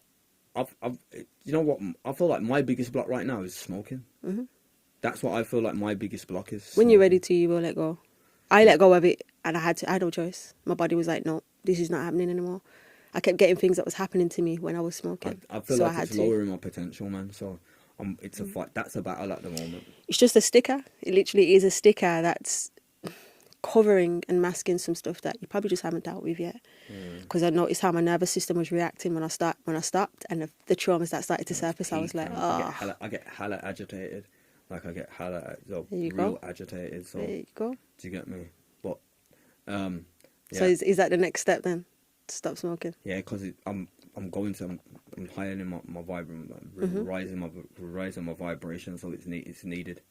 Yeah, first few days is always hard, but once you get through that, it's minor after that. But I'm gonna be honest, the core HighFi Gang members are very, like I says, this conversation now that me and you have had, that is our normal conversation, fam. Unless we're talking about, man, we'll talk about gal sometimes and just have. Of course you will. We'll talk about gal, but other than that, this is our conversation, and then it's about business. What are we doing? What are you doing? We support each other. Do you get what I'm trying to say? In many different ways. My little circle, that's how I get a lot of stuff off my chest when I'm going through something. And I suppose it's because we're only seeing these mad little videos and head skanking and. But again, that's like it's not for, what we do is not for everyone to see anyway. Like again, so like I says, people will see that when you come around us, it's a totally different. It's a totally different level. What you call it? We're not like the dummies. Yeah. If I just saw those videos and didn't know you. Yeah, like it would have been a straight unfollow. And he's keeping it 100. I get it. Because it's just not things that I have within my realm, and you know how it goes. You know, when you go in certain places and you're becoming a whole different version of self, you drop certain things for a reason. No, I get it. And ain't nothing wrong with that. So, I got my last 2 questions for you here. Go on. What has been a huge turning point in your life that changed who you are? Huge turning point. Do you know what? I think the biggest thing that was a turning point was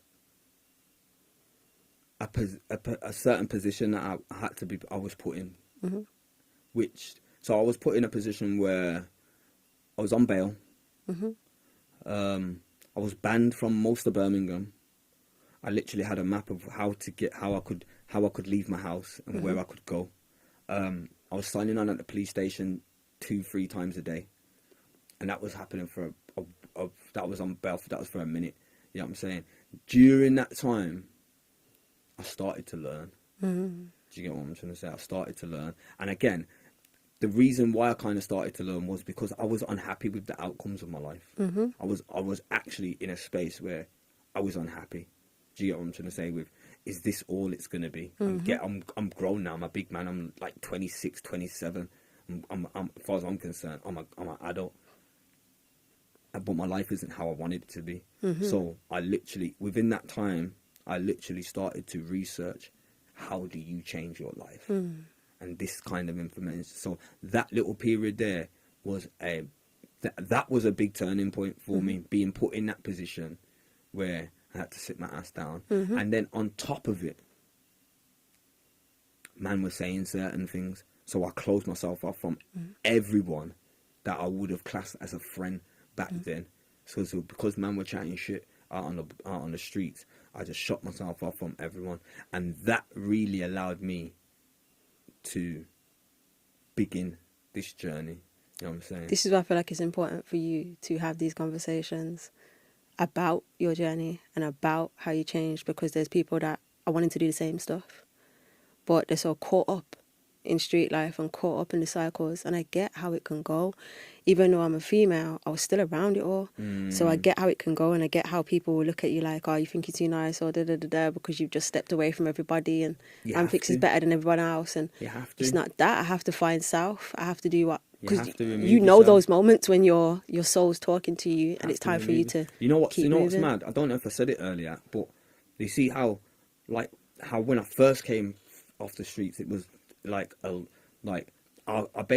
felt like I was getting hate from the whole community, not just the streets, the whole community. Do you get what I'm trying to say? And through that, I've stayed grounded in my thing, in my beliefs, and continued to grow and evolve and go in that direction. Now, everything's flipped. I did say earlier, everything's flipped, but it's different now because I get treated differently. Do you get what I'm trying to say? You had to stay focused on the journey. You had to stay focused. So for people, it's like you have to remove yourself. I do it now. I don't really like to put myself around the mandem too much, and it's because I feel like it almost, to be around it, you have to become that way. You know what I'm trying to say? Even if it's a little bit, and if you don't have to, you're gonna start because you're a point. So I just don't put myself around it. I get it. I don't want to be around it. If your mind, see it. So people can talk shit about HighFi Gang and all that, but the reality is, blood, if you ain't on a certain level of thinking, fam, you can't come around us. You cannot come around us. If you've got youths and you're not a good dad, you're gonna feel uncomfortable being in my circle. If you ain't checking for your youths, blood, you're going to be very uncomfortable being in my circle, fam. Do you get what I'm trying to say? So again, I don't deal with what people say. I deal with what it is. You know what I'm trying to say? I deal with what it is. Of course, I hear that. What 3 things are you currently working on to be better?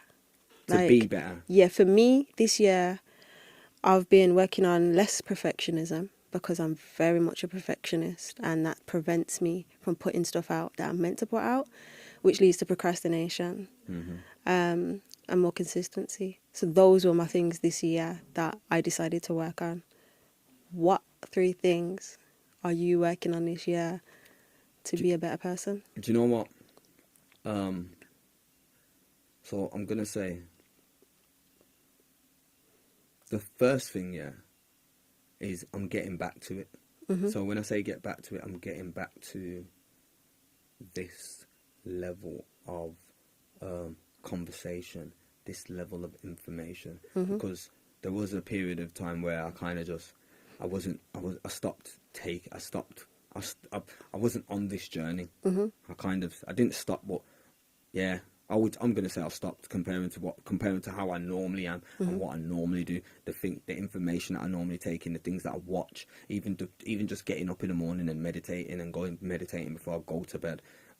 That's that kind of like, probably like last year, so half of that year, even for the whole of last year, that wasn't really happening. So therefore, to be more on this wave, I've been doing that. I've actually been doing that over the last 4 or 5 months, 100%. And then also, see, a lot of it's going back, it's mad. A lot of it's going back. And then also, that's the same with my work. So, again, there was a point in time where, I used to work non-stop. Do you get what I'm trying to say? And I'm trying to, not to say, I'm trying to go back there where I'm doing more. I'm doing a lot more. My outputs are greater. Do you get what I'm trying to say? So rather than sitting down and watching foolishness or whatever, I get some work done. Do you get what I'm trying to say? Or do something. So that's definitely another thing. And this is probably the biggest thing. This is probably the biggest thing. Being able to be who I truly am. Like being the truest form of myself. With whoever I'm dealing with. Do you get what I'm trying to say? Like, I want to be in that position where, in fact, I kind of am, but I'm not fully there yet. But I want to be in that position where I don't have to lie about who I am. I can be truly honest about who I am, and I'm getting there. I'm defo getting to that space where I can be truly honest about who I am. Love that. Love that. And that's when the greatest manifestations happen and the greatest magic happens, because you're being your true self. You get me? So what wisdom are you going to leave the people then with? What energy is Zimbo going to be leaving this space with? Do you know what? That I feel like I'd use this a lot. I think I'll use this a lot. So I'll leave it with this. Your way of thinking will define the outcomes of your life. Yeah? Your way of thinking will determine, control the outcomes of your life and the situation you're going to be put in throughout your life. Yeah? So if that's the case, then it is definitely important to choose the way you think. And you can only do that by, first of all, you've got to begin to start thinking about the way you think on a conscious level. See if those thoughts that you're having, is it serving you or is it pulling you back? Is it hindering you? How does those thoughts make you feel? Is it putting you in a position of feeling powerful, or is it putting you in a position where you're feeling weaker or inferior? Yeah. So think about the way you think based on where you want to go in life. That's a powerful thing to say.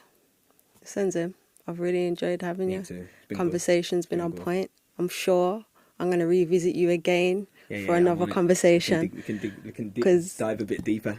Yeah, man, when you're ready. I know that I always go with what my soul's telling me to go with and how deep, you get me, I can go at that moment. But we did delve into a lot of different realms and spaces mentally, and spiritually, which is a powerful thing, but also to do with your work and relationships. So there was so many different subjects that we covered. And this is why I like to do the one-on-one conversations, because it expands better. You know what? What's mad is the podcasts that I do, I don't watch them back, Why? I don't know, man. I don't watch them back. I always find it a bit cringe watching yourself. Yeah, the thought of it, I find it cringe. Do you get what I'm trying to say? But I'm going to watch this one. This is one that I'm definitely going to watch. Love that. Thank you so much. It's been good, man. It's been good. I appreciate you having me. No problem, man. No problem. Thanks for coming on. All right. Love, light and blessings. Every time.